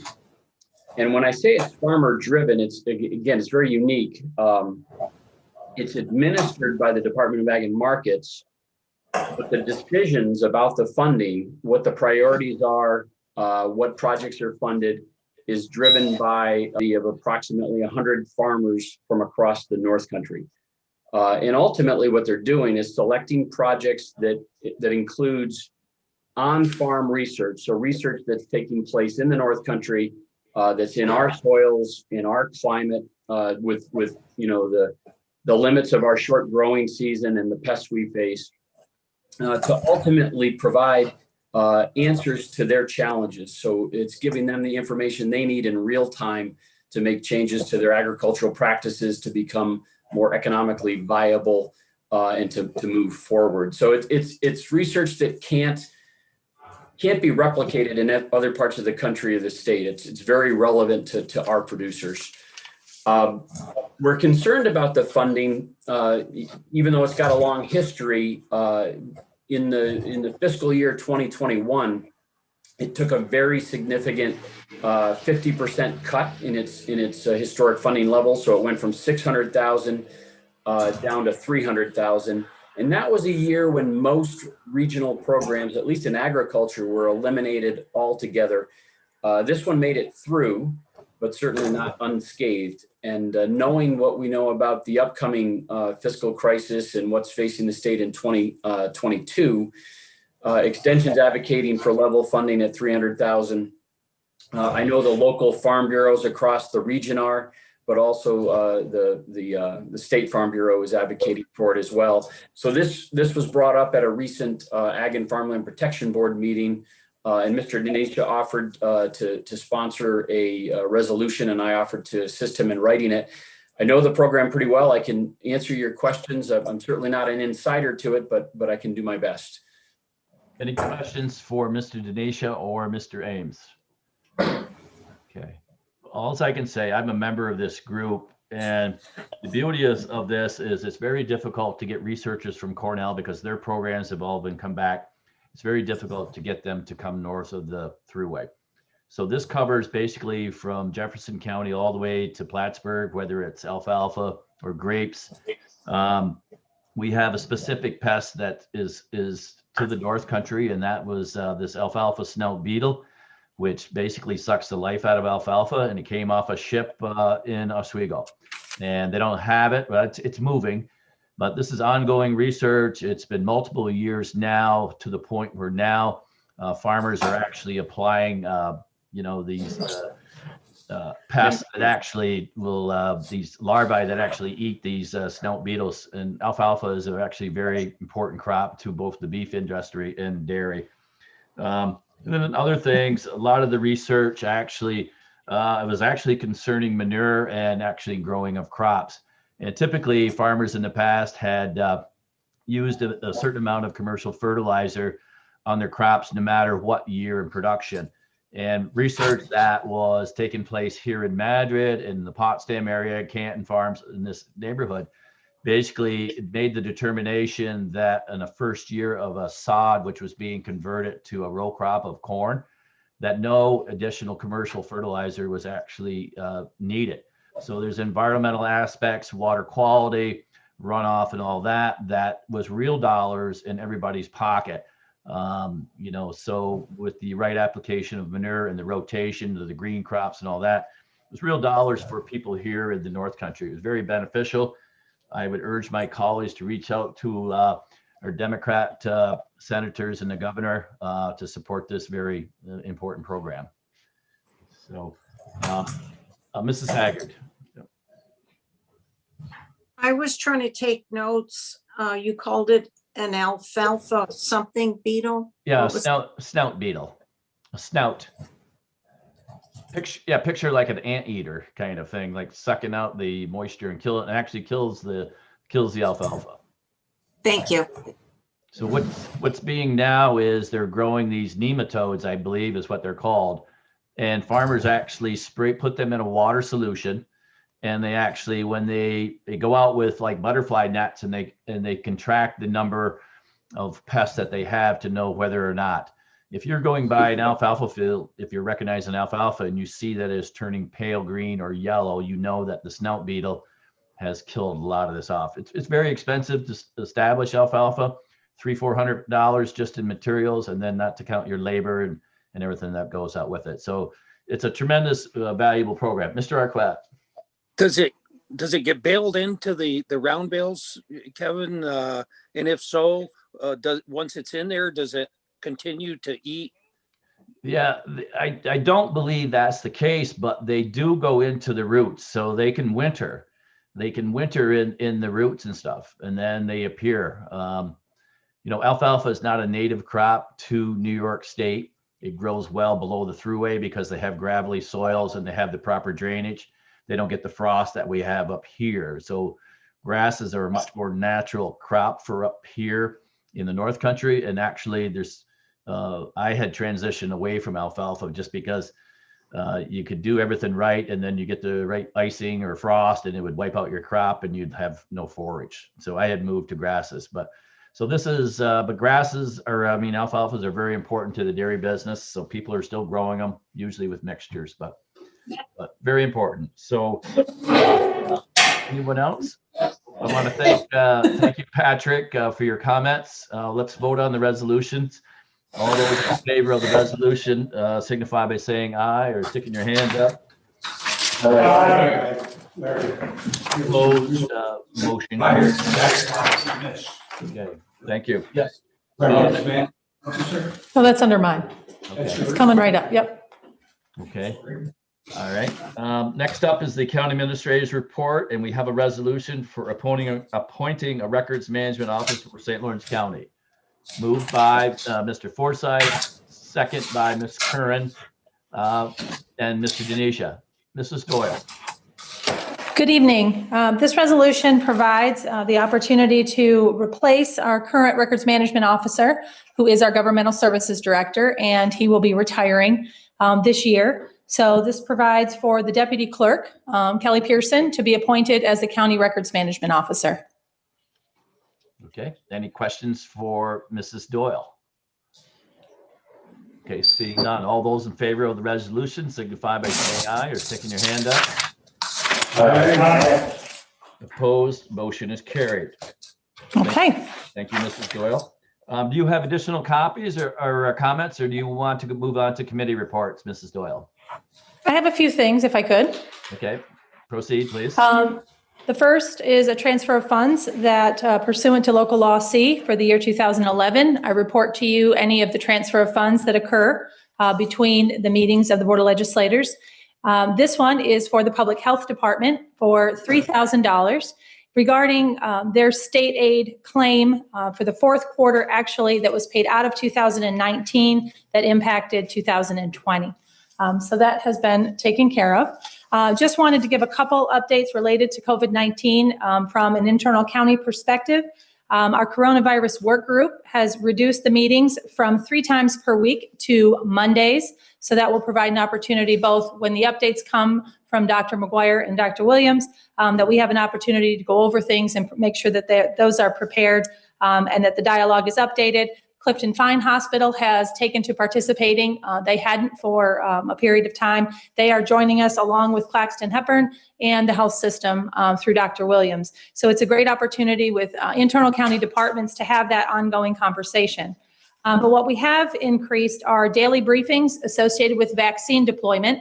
As you know, just as an example, we have daily briefings in the morning. Lots of discussions last week about our vaccine arrival, which ended up finally arriving today.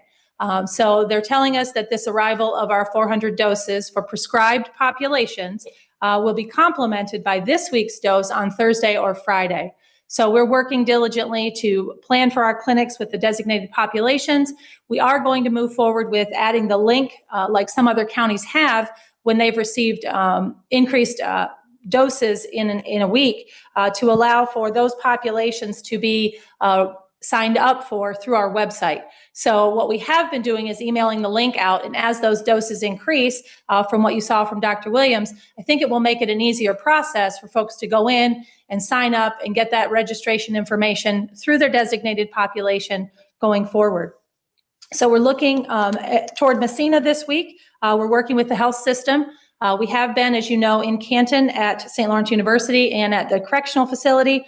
We had a successful partnership with Claxton Hepburn at the Ogdensburg Dome. Star Lake Fire Department is being run by Clifton Fine Hospital. So we're looking to ensure the parity and access to vaccine by moving on to Messina to hold some clinic, and then also on to Governor.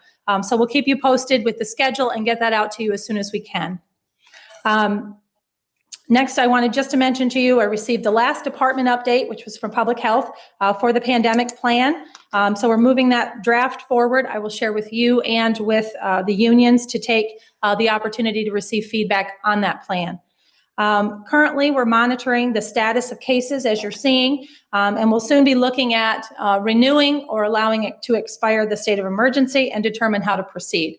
So as you're hearing and seeing in the media, there's some proposed changes to occur in about a month's time in March for the reopening of some additional areas of business. So we'll be looking at that in concert with what the cases are doing to make a determination and recommend how we proceed as a county government. Did want to mention to you with the modification that you've approved at committee tonight, the spend out of contingency, as you saw, there's 1.1 million. Prior to that, there was 1,024,000 spent from contingency all of 2020. Now that doesn't include settling 3 contracts, and that was in the neighborhood of between $500,000 and $850,000. So there were 3 contracts, you'll remember, that were settled in 2020. But if you back out how much we set aside in the total of $800,000 for the mental health commitments, if you recall, those seem to extraordinarily increase as the state shifted that cost to us. The budget provided only $100,000 over what was budgeted so far. And they're continuing to work through, out of a $253 million budget, I would say that's not too bad. So the work, as you've seen the numbers coming in, with the exception of social services, departments did an outstanding job. And only out of that 224,000, 123 was targeted. So those were things we carried forward with, like Spillman and a few of the other projects that we had planned for. Those were moved on to the departments to make that spend. So I'll share that out with you so that you can see how well, I think, because in the end, departments have to come to contingency if they aren't able to handle or absorb costs that come in. Also wanted just to update you on our hazmat contract. We received a request today from the city to remove one of our trailers from there. So we're making arrangements to have those moved by the end of this week. And we'll update the tentative agreement by not having the trailers stored there to remove the service and monitoring that they were responsible for previously. But we're waiting for their list of membership of the team as they work through the city fire department, and also emergency services will be scheduling training once we have our names together for the hazmat team membership to get them up to speed on training that's necessary. Next item was NISAC. I just wanted to mention this week they're holding their seminar, their virtual conference. And today they held one on the vaccine distribution, which was very informative in the economy. Tomorrow is a census update and police reform. And later this week, they're going to go over some state advocacy advice as well as crisis communication. So I think they've kind of honed in on some of the things they're hearing from counties as they move forward, being selective, but also still trying to maintain that information and communication line in the absence of being able to gather. This time of year would be in Albany and then around the state in the fall. So this has been their second virtual conference, and I believe that it's going well, and there's seems to be good attendance as well. The last item I think I have to update you on is the follow-up from the Highway Outpost discussion that Don spoke to this evening. The treasurer is going to be meeting with bond counsel tomorrow, because when we bring forward to you a resolution to approve, we'll also be requesting financing of a sort. Either it will be some from fund balance, a combination of either a fund balance and financing through bonds, or the potential consideration for other types of financing through loans. So she's going to meet with bond counsel later this week. We're going to sit down and go over what that might look like, and we'll bring that back to you both in the bidding, as Legislator Forsythe mentioned, the increase in costs. That may influence what the bid numbers look like, as well as what we will be recommending for a financing option to get this project going in 2021. So, and as Don mentioned, that would be in May. So we would bring forward any bonding resolution in that same time period, because there would have to be a proper vote on any issuance of funding associated with the capital project. Are there any questions? Doesn't look like any. Okay. Thank you. Thank you, Mrs. Doyle. So let's go with the committee reports. Our first up is Cornell Cooperative Extension Board, Mr. Denisha. Mr. Chairman, Cooperative Extension, we had our last meeting on Tuesday, January 26th. It was our actually our organizational meeting, reorganizational meeting. And Mary Lou McKnight is going to be president again. Dan Kent, vice president, Nancy Battle, secretary, and Nick Neely's treasurer. And one of the things we talked at length about was Camp Overlook and the dismal year that we had in 2020, and the prospect for 2021, which indeed, had it continued on, Camp Overlook's future was bleak. It was really good. We were really pleased to hear the governor's announcement last week. I believe it was last week, maybe the weekend. The summer camps were going to be able to open again this year. So that was huge. It's huge for extension. It's huge for 4-H camp, and we're excited about that. And hopefully, we'll have a successful camping season, not only at Camp Overlook, but at the Extension Farm. So our next meeting is Tuesday, March 23rd. And I'd like to thank Patrick Ames for his assistance in the presentation of the resolution. Okay, thank you, Mr. Denisha. Fish and Wildlife Management Board for Region 6, Ms. Curran.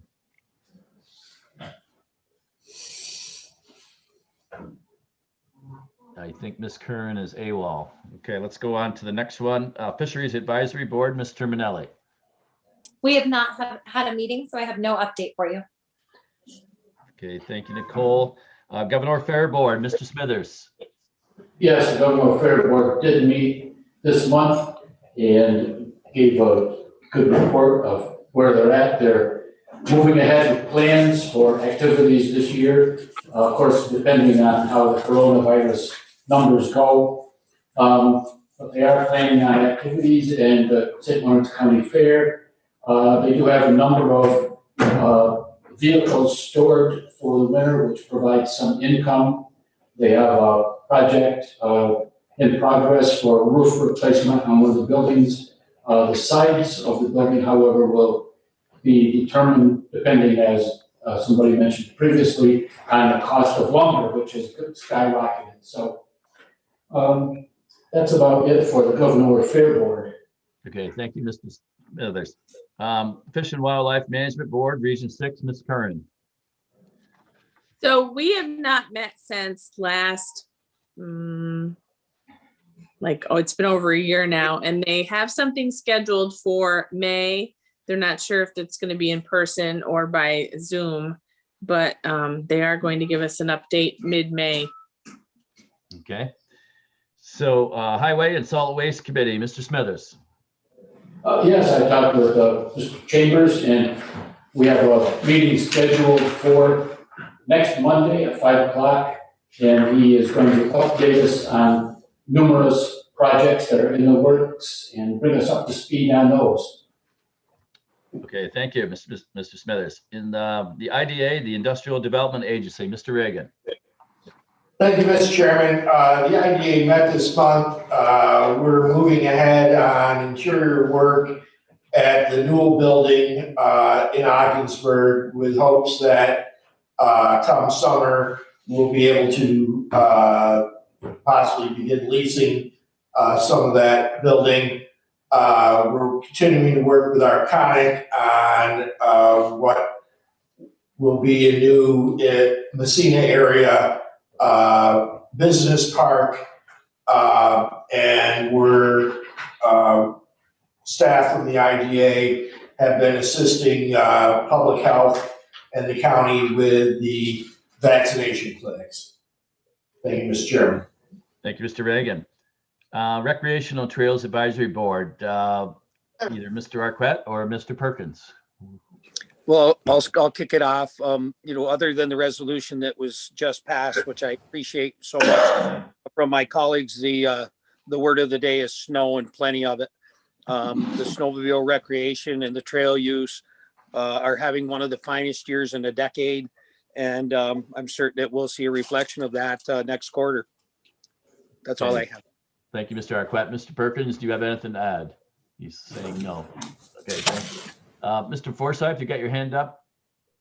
No, I was next. I'm just getting unmuted. I'm sorry. So the RVRDA, Mr. Forsyth. I gave the update last month on our last meeting.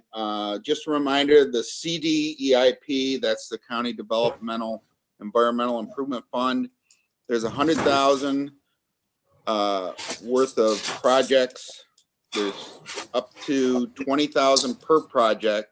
So if anyone has suggestions, ideas, wants to submit an application, they are online now. Over the last 10 years, they've done about $4 million worth of those projects. Bassmasters, Remington, you name it, they've done it. So I encourage everyone who has something that may fit into the program to apply. So, okay, that's about it. Forsyth. St. Lawrence County Chamber of Commerce, Mrs. Haggard. Yes, we met on February 11th. I have an extensive report for the board tonight. As you know, Ben Dixon is our new executive director of the St. Lawrence County Chamber as of February 1st. The chamber reorganization means that Brooke Rouse is now the director of tourism with focused roles on those efforts. She will remain the contact to the board for our tourism promotion agent. Ben looks forward to participating in any committee interest areas to the board and will continue or pursue efforts to build the business climate in the county. Brooke is staying in communication with New York State regarding the availability of annual matching funds and Market New York funds this year. They've not been released or promised yet. The Chamber Board is working to update all the event calendars and coordinate with communities and organizers, as well as support them in hosting safe and successful events this summer. This summer is going to be great, everybody. The St. Lawrence County Trails.com site will soon include the ability to earn virtual badges for completing various trail experiences. This should engage local people who can serve as ambassadors to our trail system and encourage visitors to come back and stay longer and earn their badges. Data on vacation rentals as well as traveler trends will be more available this year due to the partnership contracts with the Adirondack region and Seaway regions. Brooke looks forward to sharing this information at her next presentation to the board. More news. The chamber greatly appreciates and sends its thank you for the $101,065 payment recently received from this board. The St. Lawrence County Chamber annual meeting will be held on March 11th at 8:30 a.m. The recent Love Local gift card bonanza campaign was highly successful. Over just 10 days, 141 gift cards worth $5,775 were purchased from 18 local businesses. I looked on there, they're great businesses. $5,500 of sales were matched by contributions from NBT Bank and Alcoa. Thank you to them. The chamber hopes to do this program again in November for the holiday shopping season. Remember, shop local. This week, Ben is helping deliver the Small Communities, Big Opportunities Conference on Entrepreneurship, organized and hosted by the North Country Center for Businesses in Transition. The chamber and Ben are the St. Lawrence County Community Liaison to the center. This conference is important for connecting potential entrepreneurs to purchasing transitioning businesses in our region. More information is available at www.northcountryopportunities.com. Come and open a business in St. Lawrence County. We want you. Thank you very much. Well, thank you, Mrs. Haggard. So next up for the Soil and Water Conservation District Board of Directors, Mr. Burke is not here. So what we had was a certification on the Freedom of Information Act and just talking about the budget. And we had some reports from the New York representatives, pretty much. So I know everything about Freedom of Information Act. Old and new business. Does anyone have any old business? Okay, Mr. Lightfoot. Yeah, Mr. Lightfoot. Thank you. For the county administrator, if you please. Certainly, go ahead. The drive-through at the DMV offices in Canton, I understand that they are up and operating. The window is reopened, yes. Okay. Can you tell me what kind of, or what does it look like as far as the business going through that window? My understanding is that it's steady, and their interest is in making sure we can serve St. Lawrence County residents. There is a list that I can share with you of the types of transactions that can take place at the window, and they're doing their best, but they're happy to have that reopened. Have they experienced any issues with regard to the reopening? Not that I'm aware of, but I'll check, and if so, share that out with all of you. Thank you very much. You bet.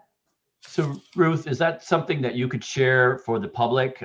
If it's a long list, you may not want to do it tonight, but I think it would be good for the public to know that they don't get in line for a service that we may not be doing. Are we doing everything that we did before, or are there some limitations or restrictions? I can find that out, and we'll post it on our website for the public, and then I can certainly share that with our media outlets. Okay, that'd be great. Thank you. Anyone else? Mr. Arquette, please. Thank you, Mr. Chairman. And in that light, I was recently in the Messina office to see how the staff was doing and handling a little business at the same time. And I just think it's important for the general public to know that the staff has nothing to say about how quickly the reopening can happen. And they're under a lot of harsh treatment from the general public with frustration. We understand the frustration, but please keep in mind that these folks are working as hard as they can to accommodate everybody. And again, they're not the ones making the decision on when things can open freely. Please keep that in mind. Okay, thank you, Mr. Arquette. Anyone else for old Mrs. Terminelli? Thank you, Mr. Chairman. I'm not sure if it's old or new. It's in reference to the financial disclosures that have been sent out to policy-making committees, boards. Is this an appropriate time to bring that up? Yeah, we don't have, Mr. Button is. I think it's something we can discuss. You just don't tell us your numbers.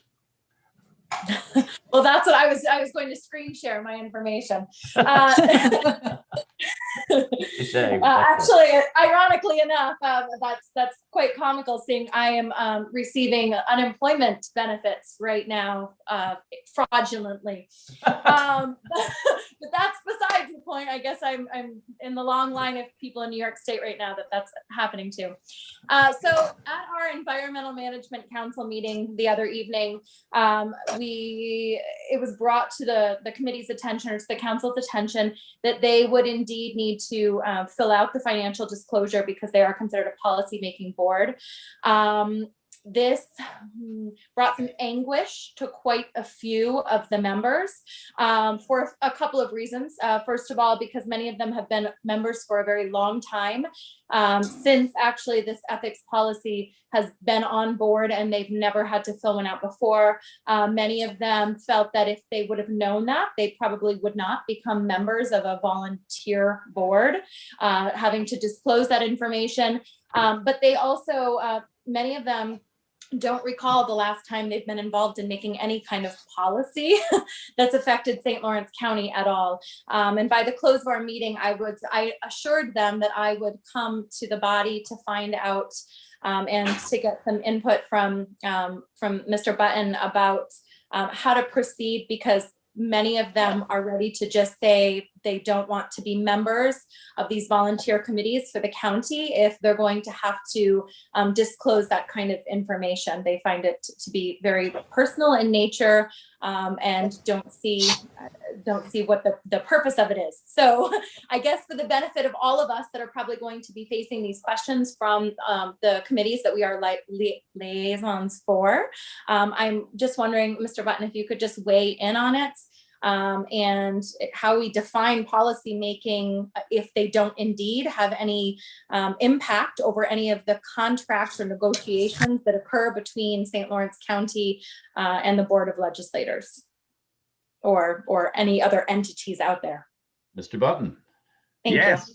thank you. Thank you very much. You're not the only one to have raised this concern. Obviously, we have heard from quite a few. So it's very easy to explain why this is the first time these folks are getting these types of requests. For years, we took the position within the Board of Ethics, as well as within my office, that these people did not qualify as individuals that would be subject to the disclosure requirement under our ethics law. As you'll recall, recently we had the results of an audit that were published as part of 20 different municipalities that we're taking a look at. And one of the things that we got dinged on, and I hate to use the word dinged, but one of the strong recommendations of the Comptroller's Office associated with the review of the Board of Ethics was that all of our boards, whether advisory or policy making, actually provide our financial disclosures. They actually cited in our report that we should have had about 196 filings that we did not have in the 2-year period that they were looking at. That essentially accounted for everyone this board has appointed to any type of advisory committee or board. I understand their frustration. I understand their concern. Like I said, they're not the only ones that have raised it, but that the Comptroller's Office took a very, very broad perspective with what constituted a policy-making board, such that any board that had the ability, essentially, to render advice and effectuate policy, even through this board, had the capacity to have to submit a financial disclosure statement. So they really, really broadened the number. Now, I hear what they're saying, and I understand their concerns. Imagine the concerns of the Board of Ethics, also voluntary members who now have an obligation to review all those filings. They're not excited about that either. It's a very difficult situation, I think, for everybody. Go ahead, Ms. Terminelli. Thank you. So I guess if I may follow up then, what do we do from here? Is there a way to change language in our ethics policy? Where do we go from here? Because I can just see this as a huge discouragement to getting members. We also had the question come up about if they don't file it, what happens? Are they kicked out of the board? Are they going to be fined or penalized? Or do they just quit if they don't want to fill it out? And I guess in the vein of anybody that has any kind of influence over this board, I guess I could say then, should the parents and the athletes that came to us just a few weeks ago, and to which we followed up with a resolution to support them being able to play sports, if they were able to have influence over us, would they then be considered, I guess I'm just wondering, how far does that really go? Well, I do think the line that was drawn by the comptroller's office spoke directly to individuals that were agents, established legal relationship appointed by the Board of Legislators to engage in a specific activity, or employees of the actual county. So I don't think it goes to those who come and lobby before the board for a specific outcome on an issue. But yes, it's very difficult. Your first question, though, I think I need to double back to, which was, what can we do with our own ethics law to potentially change this? To be honest, I haven't really checked it out much, but given my understanding of what was communicated from the comptroller's office and their position, I'm not sure there's much that we could do outside of abandoning the ethics law itself. And the reason why I say that is because the position they took was that essentially state law required the establishment of the ethics local law. Our ethics local law is actually considered and even recognized under that audit as being more stringent than that which is required by state law. But these provisions regarding who is required to file a financial disclosure statement was not one of the areas where we were identified as being more strict. Our provisions regarding conflicts and outside activities and nepotism were areas where we were identified as being more strict than other counties, having in place optional provisions that required it in other counties. So I'm not even sure that if we were to modify our local law, we could remove that obligation. I can take a look at it. I don't mind researching that issue and getting you an answer. Okay, thank you, Mr. Button. Nicole, Mr. Forsyth. Steve, thank you. Thank you, Kevin. Are all counties required to have the ethics board? I know there's been several issues in the last year or two that have come up. Are we all required? And did I hear you right that we are required, or are we all required to have these? We are required to adopt an ethics local law. Good question as to whether or not we're required to have an ethics board. The answer to that is not necessarily in the form that we have it, but yes. I apologize. That's probably a little more complicated answer than you were looking for, but we are required to have a board. The composition and the manner in which we have it, I will note that the audit actually addressed our composition and found that our composition was a valid composition, one that they actually would recommend. That was the good thing. They took a look at its political setup, as I think everybody is aware. No board in the Board of Ethics may be comprised of more than 2 members from the same political party. They really like that. We have a member from local government. We have a member from law enforcement. They like those things about our board. But I will tell you that that's not necessarily mandated in law, that composition. There are other ways to get to that composition. But they commended us actually on our composition as fostering a more bipartisan effort. No, and I appreciate that. And I was part of the original debates of the ethics board. Maybe it's time after 10 years or so to review this, sit down and go over this. I know Tony had brought up concerns last year. Many people have brought them up. And maybe it's a good time to just look at it and say, hey, what needs fixing, what needs changing, and what needs tweaking. So it's funny that you mentioned that, Mr. Forsyth, because I will say that one of the things that the comptroller's audit referenced was that it is incumbent upon the Board of Ethics to annually review the Code of Ethics and make recommendations to the Board of Legislators regarding any potential changes. So if there are things that you see in the local law or in the Code of Ethics that you are interested in potentially changing, all it takes is an email to me to forward on to the Board of Ethics and let them consider that as a part of their annual review. Yeah, and I just think it'd be a good idea to look at it. The last thing we want to do as a board is discourage volunteers from joining all these advisory boards. We will be remiss for the forever if we can't get members to join. And I understand their frustration. So I think it should be looked at. I'll leave that up to the rest of you. Thank you. Okay. Chairman Sheridan, do you have a comment concerning that? I think you brought up a very good point. And I think that maybe we should discuss it further on this ethics board. Sounds like it makes a lot of sense. And again, it's very important to have the advisory boards. And if people are going to start not wanting to participate in these boards, it's not going to be good for the county. So it's on these boards. We need them there. We need the volunteers to be there and spend the time and so forth.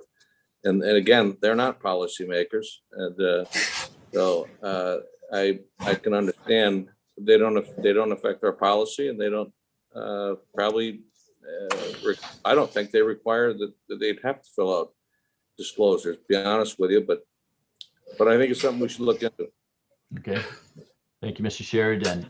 If that's the end of old and new business, Ruth, we have a need for executive session. In what categories do we need to discuss tonight? So tonight we have reason to discuss litigation, personnel with regard to the medical, financial, credit, or employment history of a particular person or corporation, or matters leading to the appointment, employment, promotion, demotion, discipline, suspension, dismissal, or removal of a particular person, and for appointments. Okay, so I would thank you very much. I would entertain a motion to go into executive session made by Mr. Forsythe, second by Ms. Curran. Any discussion? All those in favor signify by saying, I have to wait a few seconds, I take it? Yes, please. Okay.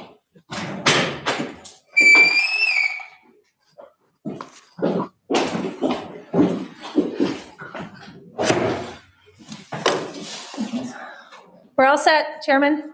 Okay, so is there anything else to come before the board from anyone? Mrs. Doyle, anything? Mr. Button? No, sir. Okay, so I entertain a motion to adjourn.